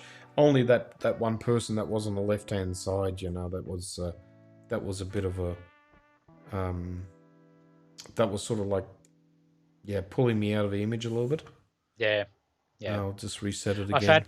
I like the old switcher on the right hand side too. That sort of leads you, and tells you this is not a new railway line. This is quite an old railway line. It's still you got to have the old switcher in an image like this. I mean, down in you got Puffing Billy down in Victoria as well, and that goes up the mountains, Mount Dandenong, which is really interesting. And like wherever you see this sort of stuff, there's all usually enthusiasts and train spotters that actually out there. I can also tell everybody too, because I live up this way, guys. Spring Bluff. If you haven't been there, go, because especially in when spring comes in, when soon as spring's hit, at the same time, pretty much of Carnival Flowers in Toowoomba, go and visit, because round the train station and everywhere around it, in front of it, there's flowers and everything. It's beautifully done. And they've got a coffee shop and everything there too. So have a visit next time if you want something interesting, because there's a lot of flowers and stuff like that. And they do, time to time on those days, they will bring up the older trains, like the steam trains going through there too. Yeah. So, yeah. Oh, well done, John. Yeah, you're well watching, done, John. I mean, I don't know what, you know, like, I mean, yeah. I mean, you can always create more drama. You can crouch down and make the train even look more bigger and awesome. I mean, you got cloud formation in the sky, so you got a bit of drama happening there, so you did good. Yeah. But, yeah, you can only shoot the conditions when you get there. It's just when you get there, that's what you are presented with. These are the conditions. So yeah, I mean, yeah, it's good to see that you didn't actually stand on the train tracks. Yeah, like what a lot of people do. You know, they want to take pictures of train tracks, and yeah, stay off the train tracks, guys. Yeah. They're a lot of things that we sort of worry about. This particular one, as you can see, they're live train tracks, so be very careful. Do not have your models on train tracks, especially live ones. Yeah, you can get heavily fined for doing that. So yeah. Yeah, there you go. Lauren has done a few Puffing Billy shots in her time. Yeah, last time I was on Puffing Billy, I was just freezing my body off. It was very, very cold. I remember that really well. Okay, so let's go on to the next picture. And guess what? Guess what, Brett? Okay, so this is Michelle's picture, Michelle Redlick's picture. Oh, yep. Okay. I'm sure she's been waiting for this moment. And here it is. I'll bring up the details quickly. So Michelle said that she shot it with the A6500, which is the crop sensor camera, with the 20mm 1.8 Sony lens, and at 250th of a second, f9.5 ISO 100, taken a few months ago, and having in the Bunya mountain range. And it was a rainy day, and I know she jumped out of the car to actually get the shot quickly, and there were low clouds, so you can actually just see all the fog there from the clouds. Yep. So what do you think, Brett? I like this very atmospheric shot. Yeah.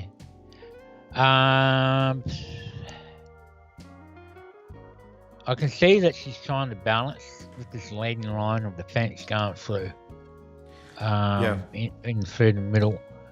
I mean, it's good that she fought well of the leading line. Yeah. I just feel that the tree on the bunya tree on the right is, I don't know.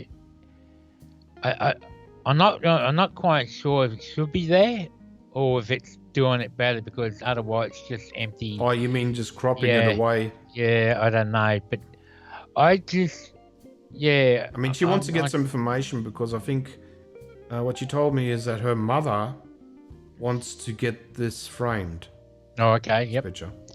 And like I said, always say everything's the eye of the beholder in any image. Yeah. I mean, look, I love it. I think it's really good. I'm just trying to, I don't know. Is that a sign down at the back, down there on the left-hand side, right-hand side? But I'm not quite sure. But yeah. Yeah. And that was my gripe with this image. Yeah. I mentioned to Michelle that I would do a fix up for this. No, look, Michelle, I think it's good. It's something I haven't seen for a while, for a long while. A lot of the reviews that we've been doing, the bird shots and all that, and that's always pretty hard to come by. But I'm just sort of thinking maybe, I don't know, I think there's just a bit too much space on the top right side, crop down. If you crop down like more to the top of across the top, just a bit lower towards the top of the trees, and then come back down. I'm just setting up unconstrained cropping, so I can do that. So I think that would be a bit more pleasing. But like I said, Michelle, it's up to you. I mean, we're just sort of giving you different options about this too. So, yeah.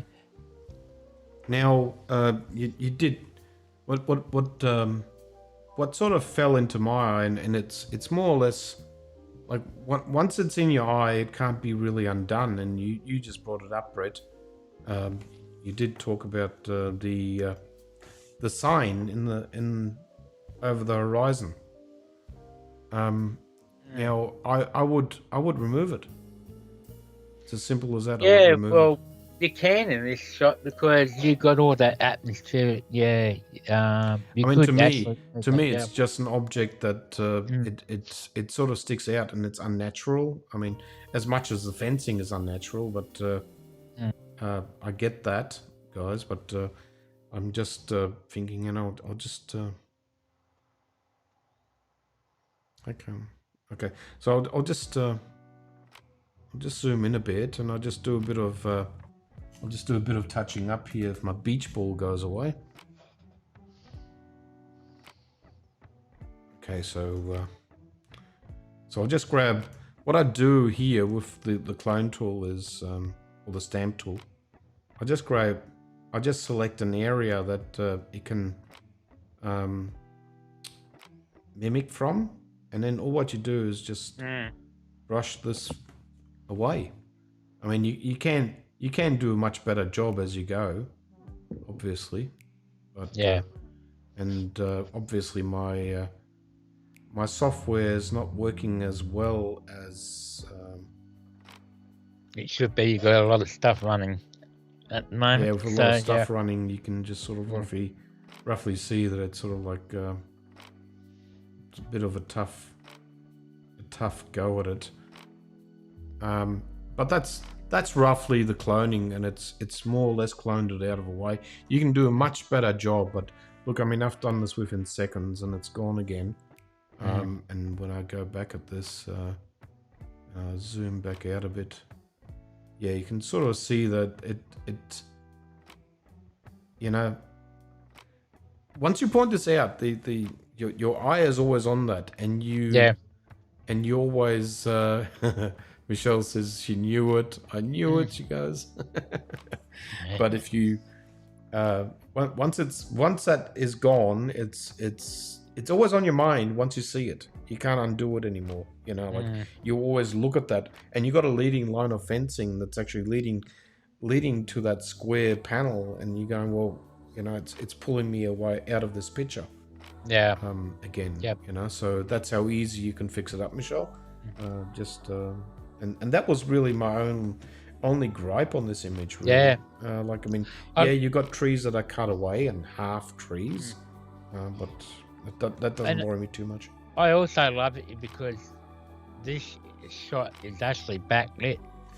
So everything that we're seeing that towards into the frame is dark.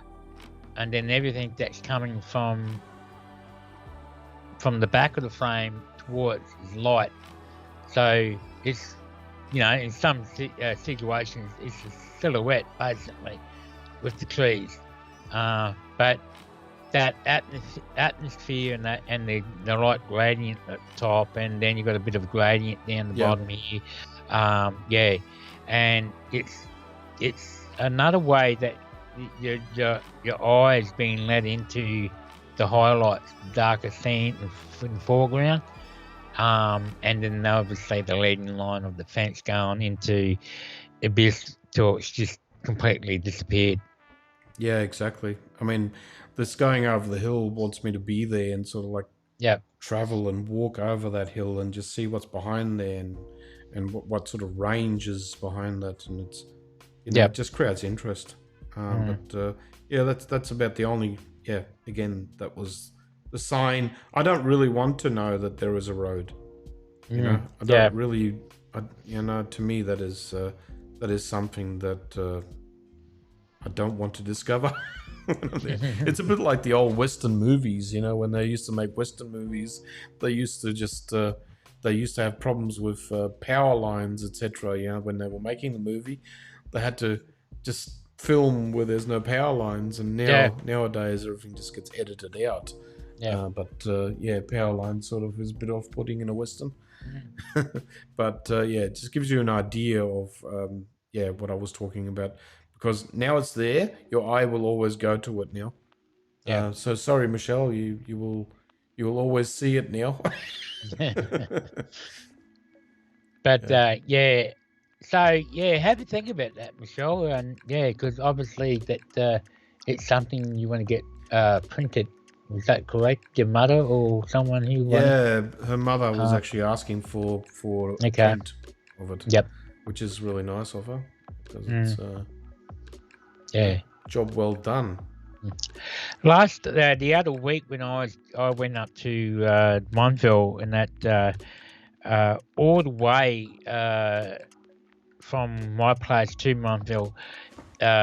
Obviously, I left here at my place like 3:30 in the morning, and I was chasing a storm all the way to the coast, and there was fog absolutely everywhere along the way, and I was seeing so many dramatic images that I could have taken, but I had a job to do that I had to get to my stop, my location. I so many times I was so many tempted. I see something really good, I want to pull over and stop and take the shot. But if I kept doing that or did that, which I was about half an hour late to my location anyhow. So, yeah, that's the problem. So, but like Michelle, she saw the shot, she stopped and she took, and yeah. I mean, I like what yeah. I like her eye because of, just pulling over to the side of a street when you see this sort of thing. I don't think a lot of people would have done that. Yeah. So it's a great eye. Yep. And that's right. And then sometimes if you didn't have stopped and taken it, you'd probably be kicking yourself that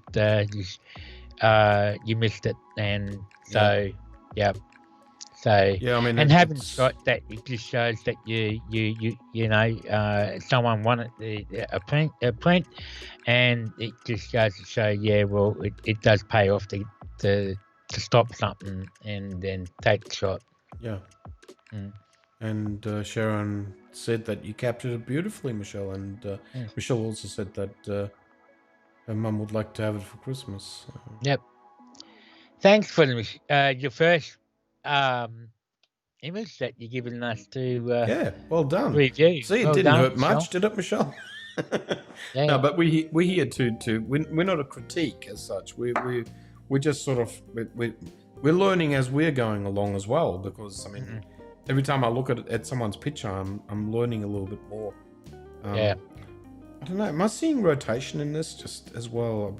You could maybe just rotate this a little bit to the right. And that's easily done. You just point. You use this this pointer tool.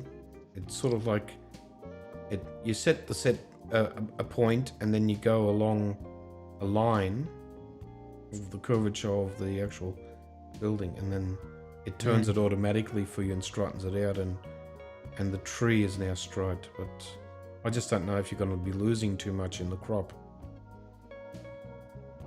That's the only other thing. Yeah. Yeah, but when you straighten the tree and then the pole, the fence post at the foreground here is facing too far to the right. Yeah. So I think, I think that yeah, just leave it the way it is, Michelle. Yeah. So. But it's always worthwhile trying these things just to see what it looks like. I mean, it is straightened out, yes, but it's probably all for the worse when I've done this. And so I'm just Sharon, what you said, a lot of people wouldn't make black and white either with these particular shots. Well, unfortunately, when you get a lot of fog situations, they make very good black and white because the tonal range between light to shadows is far greater than color sometimes. I mean, this is obviously also a JPEG, so we haven't actually got the raw image, and we can't see all the details that Michelle has with this image. So, yeah, well done. I mean, in real life on her computer, it probably looks even better than this. Yeah. Obviously. Yep. Yeah.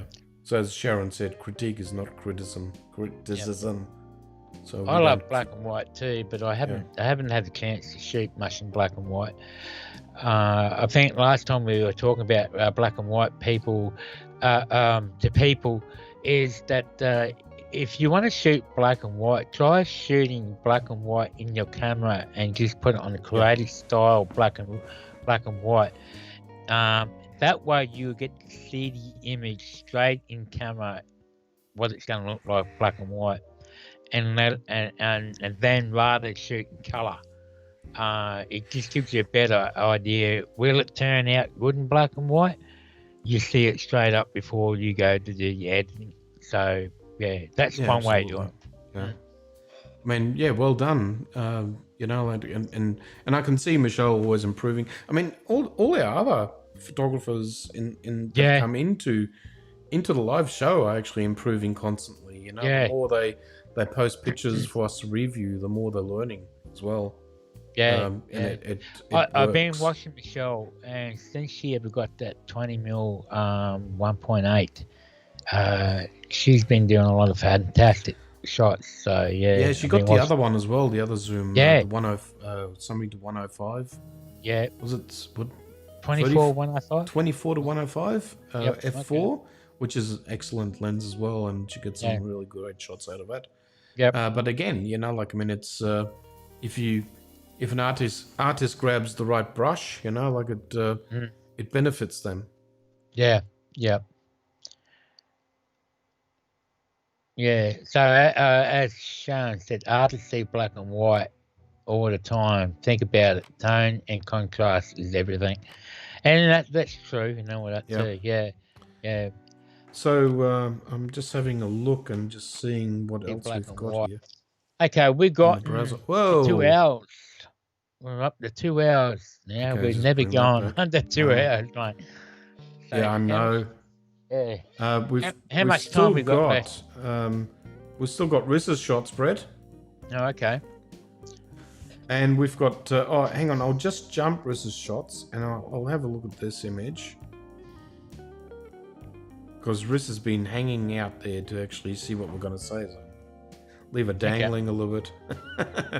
Okay, so this shot was taken by Tony O'Hagan, but I didn't get any shoot details from him. It just says it's raining. Okay. And there's a bin chicken. Good old bin chicken. Yeah, the bin chicken has taken the... That's interesting. Seeing a bin chicken in the rain. Interesting shot. Obviously, Queen Street Mall, Brisbane. I can see the Maya signs at the back. Yeah, it's interesting that you can actually see. I don't know if you can see that, Brett, but you can see people there on the side, on the left-hand side. And what I'm getting from this, Terry, she was stupid enough to walk out in the rain while everybody else was hiding away in the background. Oh, that's unusual. Terry shot this with the RX100. That's good. Yeah. At 7.8 in auto ISO at 38mm. So there you go. He's a street photographer. Yeah, there you go. I actually quite like this, but she's got a smile on her face too. So Yeah, exactly. that tells me I like, I mean, the rain would be very welcoming. After all these years, last few years that we've been dry. But yeah, I like it. It's good in black and white, Terry. Yeah, So I mean, I don't mind this picture at all. I just want to try something. I just want to. Sorry, guys, because I'm always editing you over your pictures, and it's a bit. But I just want to demonstrate stuff to you, so you can see roughly what I'm doing here. So if I just give it a horizontal flip from left to right, as I was always talking about this, but see, the issue with a left to right image, if you've got writing anywhere, it creates it mirror wrong. And if you know where you are, or if people know where this picture was taken, they will know that it's mirror wrong. So it's just one of those things where, when you look at the differences, the before and after, you will see that there is a. Will this flip it? No, it's not going to do that. Okay. No. So I'm just going to do it manually. But it will give you an idea of, like sometimes you have to physically think about that as an artist, where you are going to be standing. Should you have been standing on the left-hand side of the woman, or should you have been standing on the right-hand side of the woman? And where's the light coming from? And for birds as well, like in wildlife, you always have to think about a bird always lifts off against the wind. So you got to have the wind in your back, and you also have to have the sun in the back. That would be ideal for bird photography. I'm just saying. But with this, I mean, I love the rain, the streaks of the rain and all that. Yep. And we don't see a lot of people going out in the rain taking shots. So good on you for that, Terry. And the other thing I do like about this, Terry, that you left room on the left-hand side where she's looking, because we can see there are people walking in the darkness, in the shadows, off the side, up the right, left-hand side of the image. I'm not sure what she would have been looking at, but that sense of space, because she's looking over to the left, has, because she's looking over that way, and like I said, we can see people walking undercover, further in the background there. So, that's I do like that shot. Yeah, I'm just going into the exposure and I'm just doing a spot, just to brighten up the hair and the face a little bit. But being a JPEG, it's probably not going to be that successful. But I just want to bring up, like the focus. As soon as you brighten up someone's face, etc., your eye will go there a lot faster and a lot quicker. So it's just a matter of just putting an adjustment layer on it, and on the talent. And just bring that up a little bit. Yeah, I'm just looking at the Instagram there too. It's showing that it's fairly well exposed, and I'm seeing a lot of dark in there, but it's not showing there's a lot of dark on the Instagram. Yeah. Instagram. So maybe because it's JPEG. I'm not really quite sure what's going on there, but yeah, that's you got. I mean, I guess the rain brightening up the actual road. So it's a 50% balance there. Yeah, but I was going to say that. But if you look in the darks in the background on the upper half of the image, you can actually see the rain falling through, which is good. I like that. So if it was lighter at the back, you would not see the rain. Yeah, so there you can see it. I've just undone it and see how much darker the actual face becomes, and it's sort of like your focus moves away. Like, I mean, my focus when I look at it, because I've got to look away from the picture and then go back to it, and straight away I look at her shoes and her legs, because that's the brightest part of the picture. Part, yeah. So you need to balance that out a little bit. But apart from that, I mean, I can't. I like this picture. It's nice. And you got drenched for it, so there you go. Well done, Terry. Enjoyed that one, mate. Thank you. Yeah, adds to the shot. Sharon thinks, and prefers the original. Yeah. So it's just it's all in the eye of the beholder. Okay, so how about we'll finish the show now, Brett? Oh, hang on. Oh, God. We got Riss's images. Poor Riss. Oh, poor Riss. Okay. Okay. How about what we got? No problems, Terry. You're welcome. Okay, so this is Riss's image. Okay, just let me get some information up. She just recently had a holiday in Binabora. Okay, and this was shot in Binabora. Okay, so a reflection of sunset in the door, which looks a bit, yeah. Shot with the A99II, 0.5 seconds f3.2, ISO 100 at 35mm, shot with the 16 to 35 2.8 A mount lens. Okay, I can see what she's done here, right? Okay. It's almost like a two different exposure, isn't it? Like one darker and then you got light and the actual reflection. So obviously, yeah. What I would have done, I would,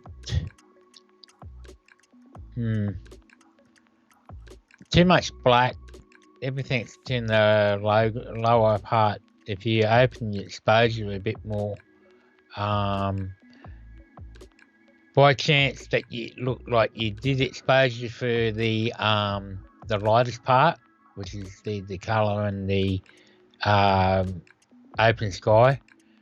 So I just would it feel like there should be a bit more detail in the lower part. So you could actually, I suppose, put a gradient from the bottom up. Oh, here you go. Mike has come into the show as well. There you go. Yeah, and just sort of bring in the shadows a bit more. Yeah, I mean, the first thing my eye goes for is the brightest part of the screen, but maybe you can either crop half the ball a bit more on the bottom. I don't know. I'm not really quite sure to say on this one because I mean, yeah, there's just it's too dark. Yeah, it is dark. So yeah, so what do you think, Mark? It's too dark. Yep.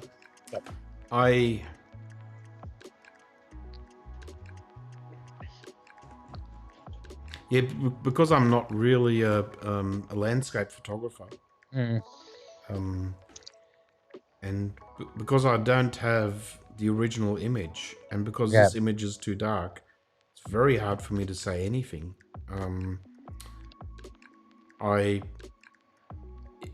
If you took this image, it would have been maybe better to do it maybe half an hour earlier, just so you can see the undulation of the mountains and the ranges of the mountains and see the vastness. Yeah, I mean it's. Yeah, look, I like the concept and the idea. I just think that the exposure could have been a bit longer or bump your ISO just to get some detail down the below. Yeah, there's also power lines going through here as well, by the way. Oh, is there? Okay then.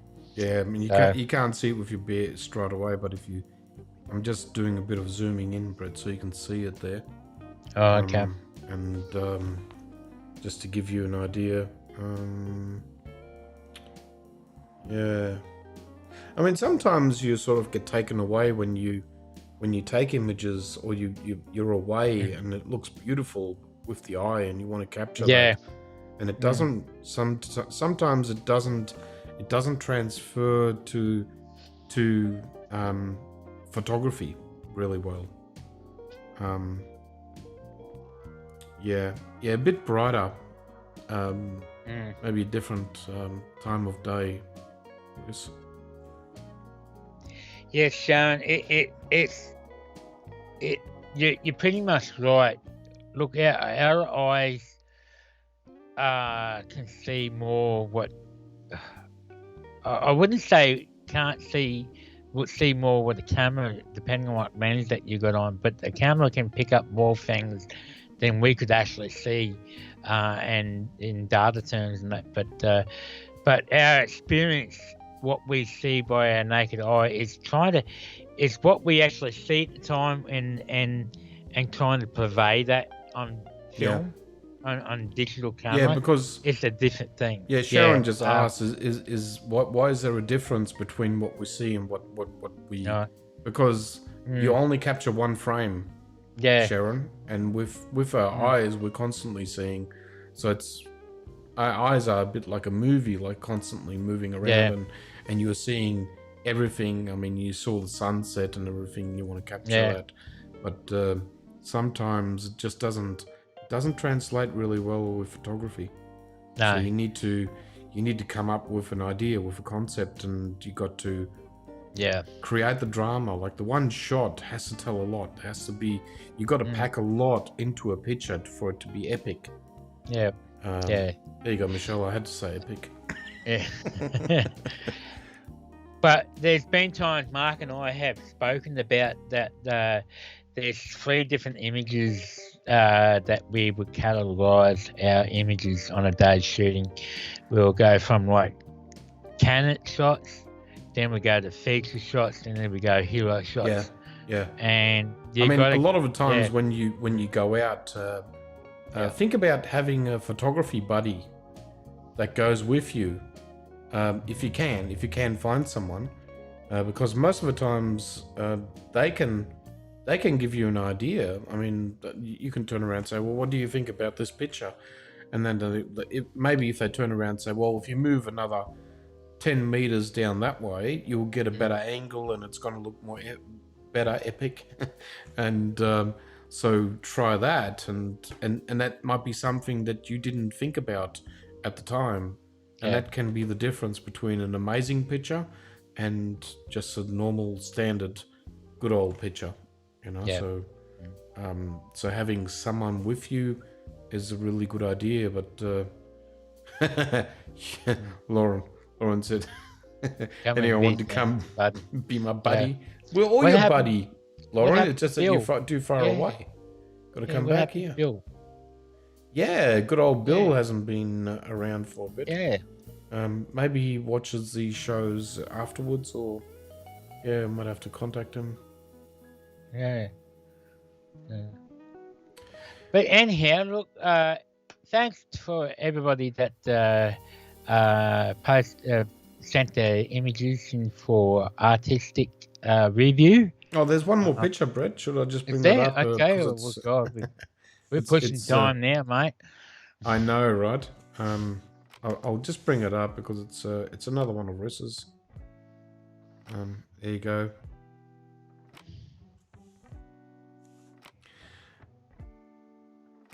Okay, so again, Riss, sorry to say it, but your foreground is a little bit dark.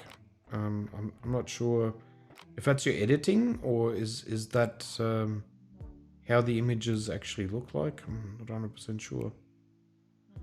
It's a little bit dark in the foreground.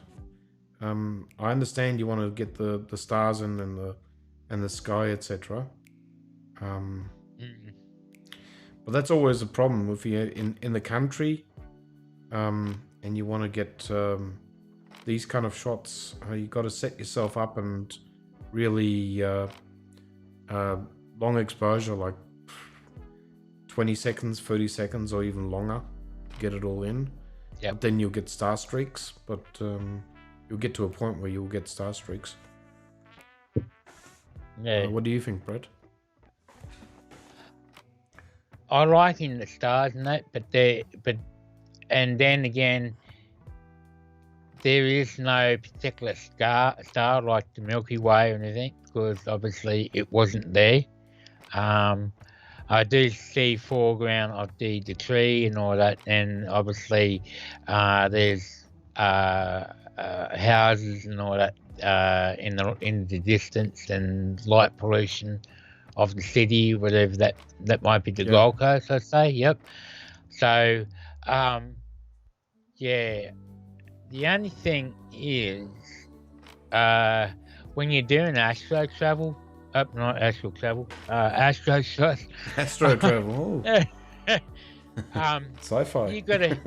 You gotta be, if you want to do astro shots, you gotta find a location that you got foreground that will show you that you can do some form of light painting onto, to balance from the ground up to your sky, something interesting.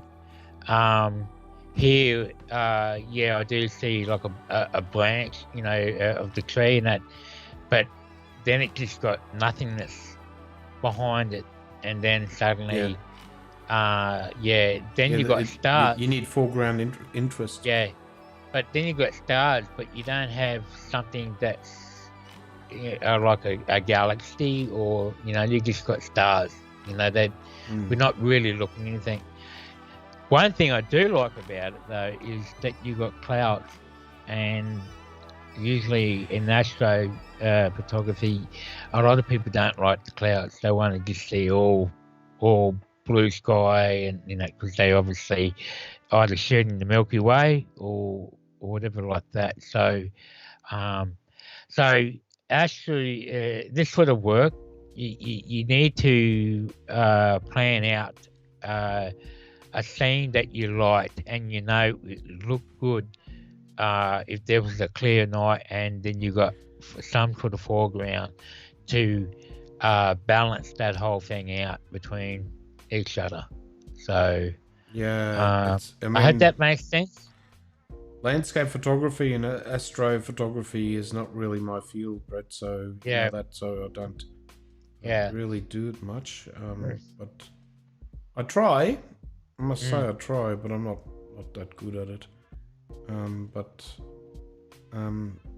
Just maybe framing it in a bit tighter, that could work. Sharon, I was actually drinking bourbon. Okay, so that was what I was having. Bloody alcoholics are around everywhere tonight.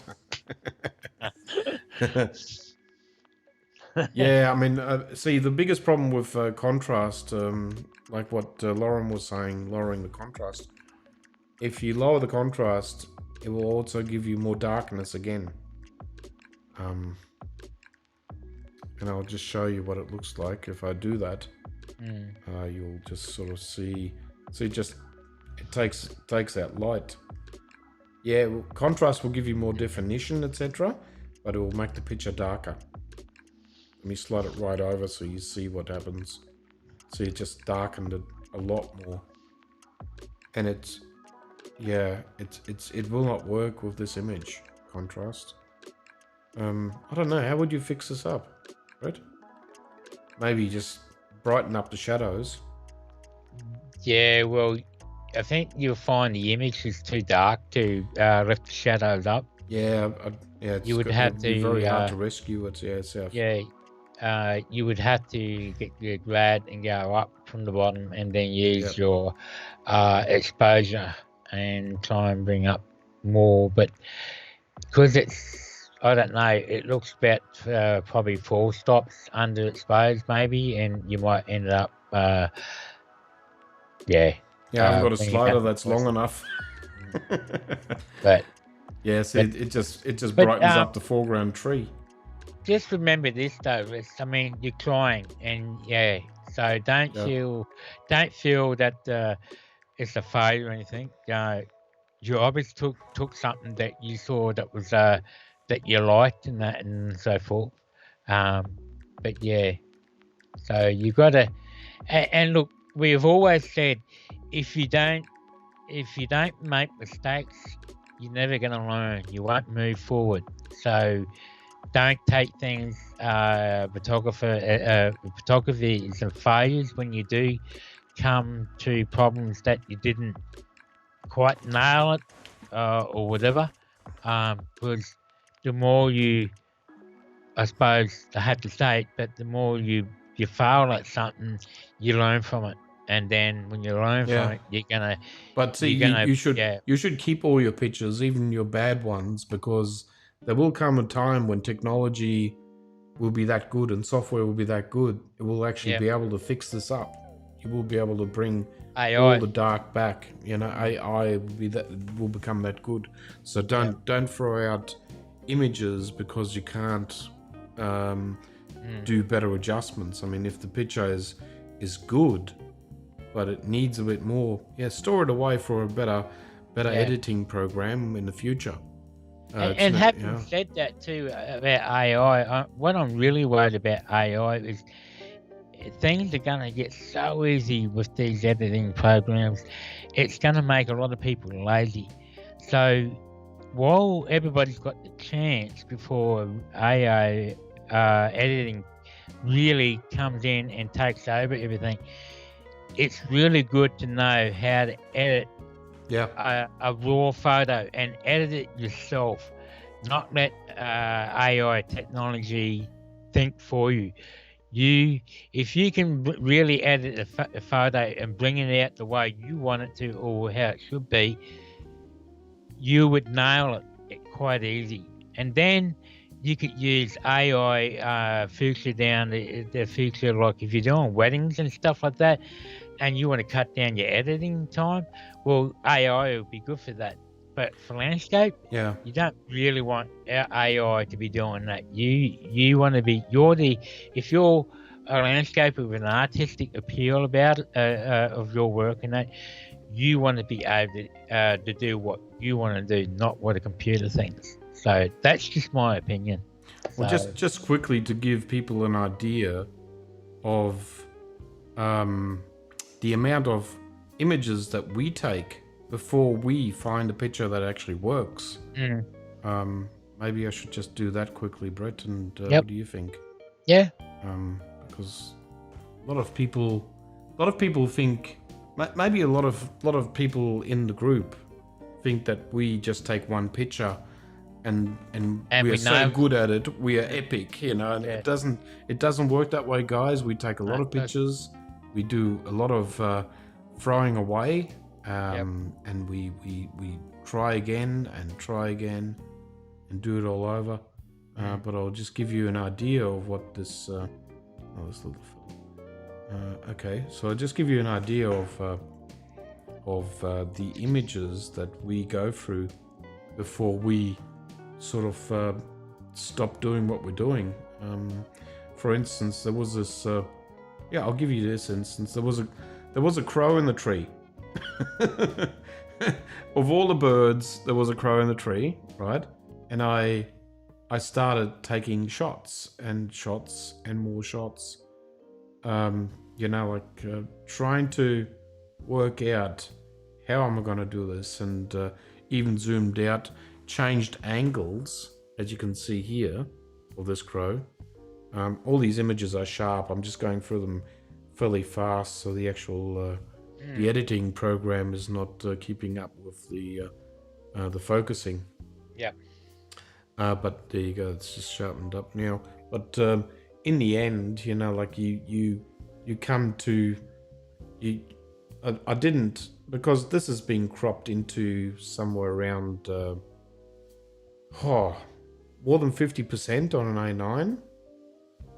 And you'll just see that this is roughly the picture that I came up with, and this is also heavily edited and worked on, and it's procrastinating, like frustratingly hard work sometimes to come up with something that that is worthwhile posting.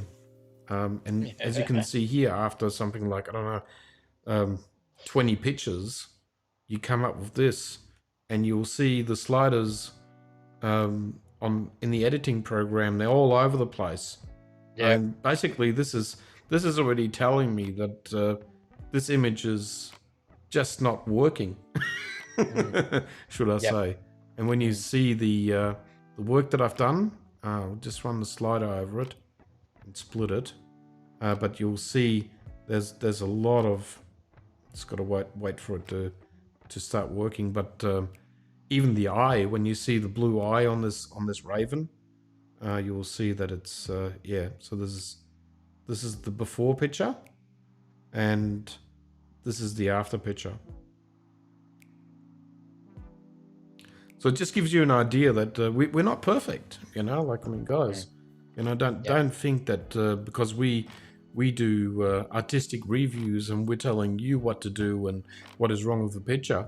I mean, I think we are our worst enemies ourselves. You know, we procrastinate over pictures much more and much longer than other people might do, because we just can't come up with images, just, you know, snaps and epic shots and pictures that you want to hang up on a wall. Maybe one a year, maybe 2 a year at best, and that's, you're doing well when you do that. That's a hero. But even feature shots, when I talk about feature shots, I mean, that's the next level down from a hero shot. So feature shots are really just generally passable. But then again, if you're looking at the candid shots that you take from mobile phones or with your camera, but you're just doing other shots, sometimes they can be the most valuable, because if you ever lost your files, it's usually the other ones that weren't the hero shot or a feature shot were your best images, but not good enough as you know, like for the world to see in a way that of a photographer in general, depending on if you know what I mean. So, but I mean, we're by no means world class, and we don't. I don't see myself as a perfectionist, and I've never seen a photographer that just takes has to do a magazine shoot and he only takes 10 pictures and the magazine is done. You know, like, I mean, the magazine shoot is somewhere around 1,000 to 2,000 pictures, around there roughly. And the end result is maybe 10 images in a magazine, 10 to 12 images. So, you know, there's a lot of culling that goes on. And a lot of tears as well, because you think you got really good images, and they people just come along and say, well, we can't put this up. And you go, well, okay, we've got to start again. You know, so there's sometimes like I'll go to put up a photo, an image that I really like, you know, really, really good, and then you got to remind yourself the next time you go out somewhere, can you top that image off, repeat it, and be consistent of getting those particular images all the time. It's very hard. It's constantly about improving yourself. But I think a lot of people put too much weight on actually trying to improve their gear rather than themselves. And that segues me into our last bit of work that we need to do here, Brett. I'll just bring this up. I just want to bring up our Facebook groups again, guys. If you have not joined our Facebook groups, they're totally free. There's a lot of information on there, and we'll keep you up to date with what is happening and the live shows. And Brett is actually doing an away workshop where you can book yourself in if you go into the Facebook group. It's being held in Mullaney. It's on during the week. This week, this coming week, Tuesday, Wednesday, the 11th and 12th. So do have a look and inform yourself and see if something like that is for you. There's going to be a lot of informative stuff, and also it's run by Camera House on the Sunshine Coast, Maroochydore. Garrick's and Garrick's Camera House. There will be I can only guess there will be some great discounts to be had as well. So there'll be some giveaways and stuff like that. yeah, I can't be sure, but there will be some discounts and stuff like that. So yeah, no guarantee, guys, but you know, like expect it, but don't expect it. So if you are, you know, at a 5-star resort, Spices Cloverleaf Resort, accommodation, free meals, and actually your dinner meal will be like 3-course meal, French cuisine. So does that sound like you? You know, that's where you should be. So. So there you go. Sharon just asked about the photo walk, Brett. Yeah, photo work. Yes, it's coming up in the last week of this month. Hopefully, next couple of days, it'll be live. Okay, and we'll just bring up, as usual, our other bits here where we do one-on-one workshops at the moment, and hopefully in 2021 we are then going into the slur where we will be advertising group workshops, etc., and we can do all sorts of stuff there, which goes all the way from macro, it goes all the way into wedding photography, people photography, landscape, cityscape, you name it, we can help you. So don't, you can always contact us, you can always DM us, and just be in contact and let us know what you want to do. Yep. And again, what Brett said, you know, Brett is working on putting up the photo walk, which is going to be late November. Yeah. Yep. The last week of November. Yeah. So with that, not sure if we're going to be doing another one in December.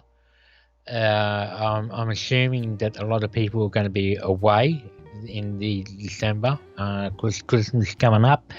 And now that some of the borders are opening up and we're starting to move freely, so I'm assuming, we might. We could have a barbecue or something like that, or we could do maybe a lunch. If people want to have a barbecue or something in December, just put it in the group. You know, if someone wants to do a poll and do a barbecue. Yeah, guys, let us know about your opinions. You know, and we always want to know what people are up to, but I think it's sort of like a end of year celebration and thank God it's over sort of celebration. Yeah, good. That's true. Okay, so if has anyone got any more questions here at all? And Michelle said a get together would be great. Yeah. Well, we can't be too boring in this show because we've had a constant people just watching us non-stop. There you go. They've probably fallen asleep and forgot to switch us off. But yeah, anybody got any questions they'd like to ask before we end the show? Do it now. Actually, before we do, I'll just run a quick clip for the November photo walk just to make it a bit more tasty again, because I did post this, but for people that are not in our groups and that want to see it, I'll just run it quickly, and then we'll give our last goodbyes, and then that's about it then, guys. So here it comes. Is it too good to be true? I want this so much, but don't know if I can trust you. My mind's racing fast, trying to find the red flags I'm used to. All these green lights, are they coming too soon? Caught between red and the green and you. I'm stuck in the blue.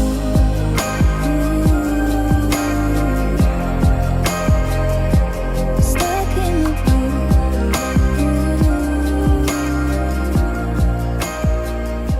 Stuck in the blue. Okay, guys, sorry about that box that was actually in there, but it's like, who's that? yeah, just was a ring in.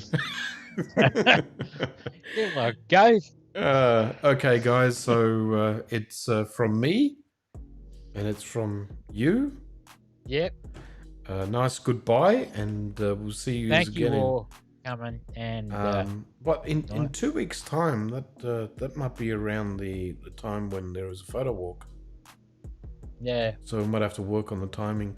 Yeah. And Brett is going to list that anyway and post it very soon. Yeah. So Yeah.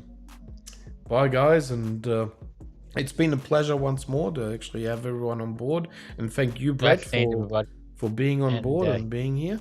Yeah. It's Thank been you. fantastic, guys. And good seeing everybody in here. Thank you very much. And join us for next time. Another epic show that's been done. Mm-hmm. Okay, and this was episode number 26. So that's crazy, isn't it? Like we're getting a lot of airtime up our sleeve now, mate. So, okay, guys. So everyone have a good night. Good night, and have all. a good week, and have another good 2 Stay weeks. safe. Yeah. Bye.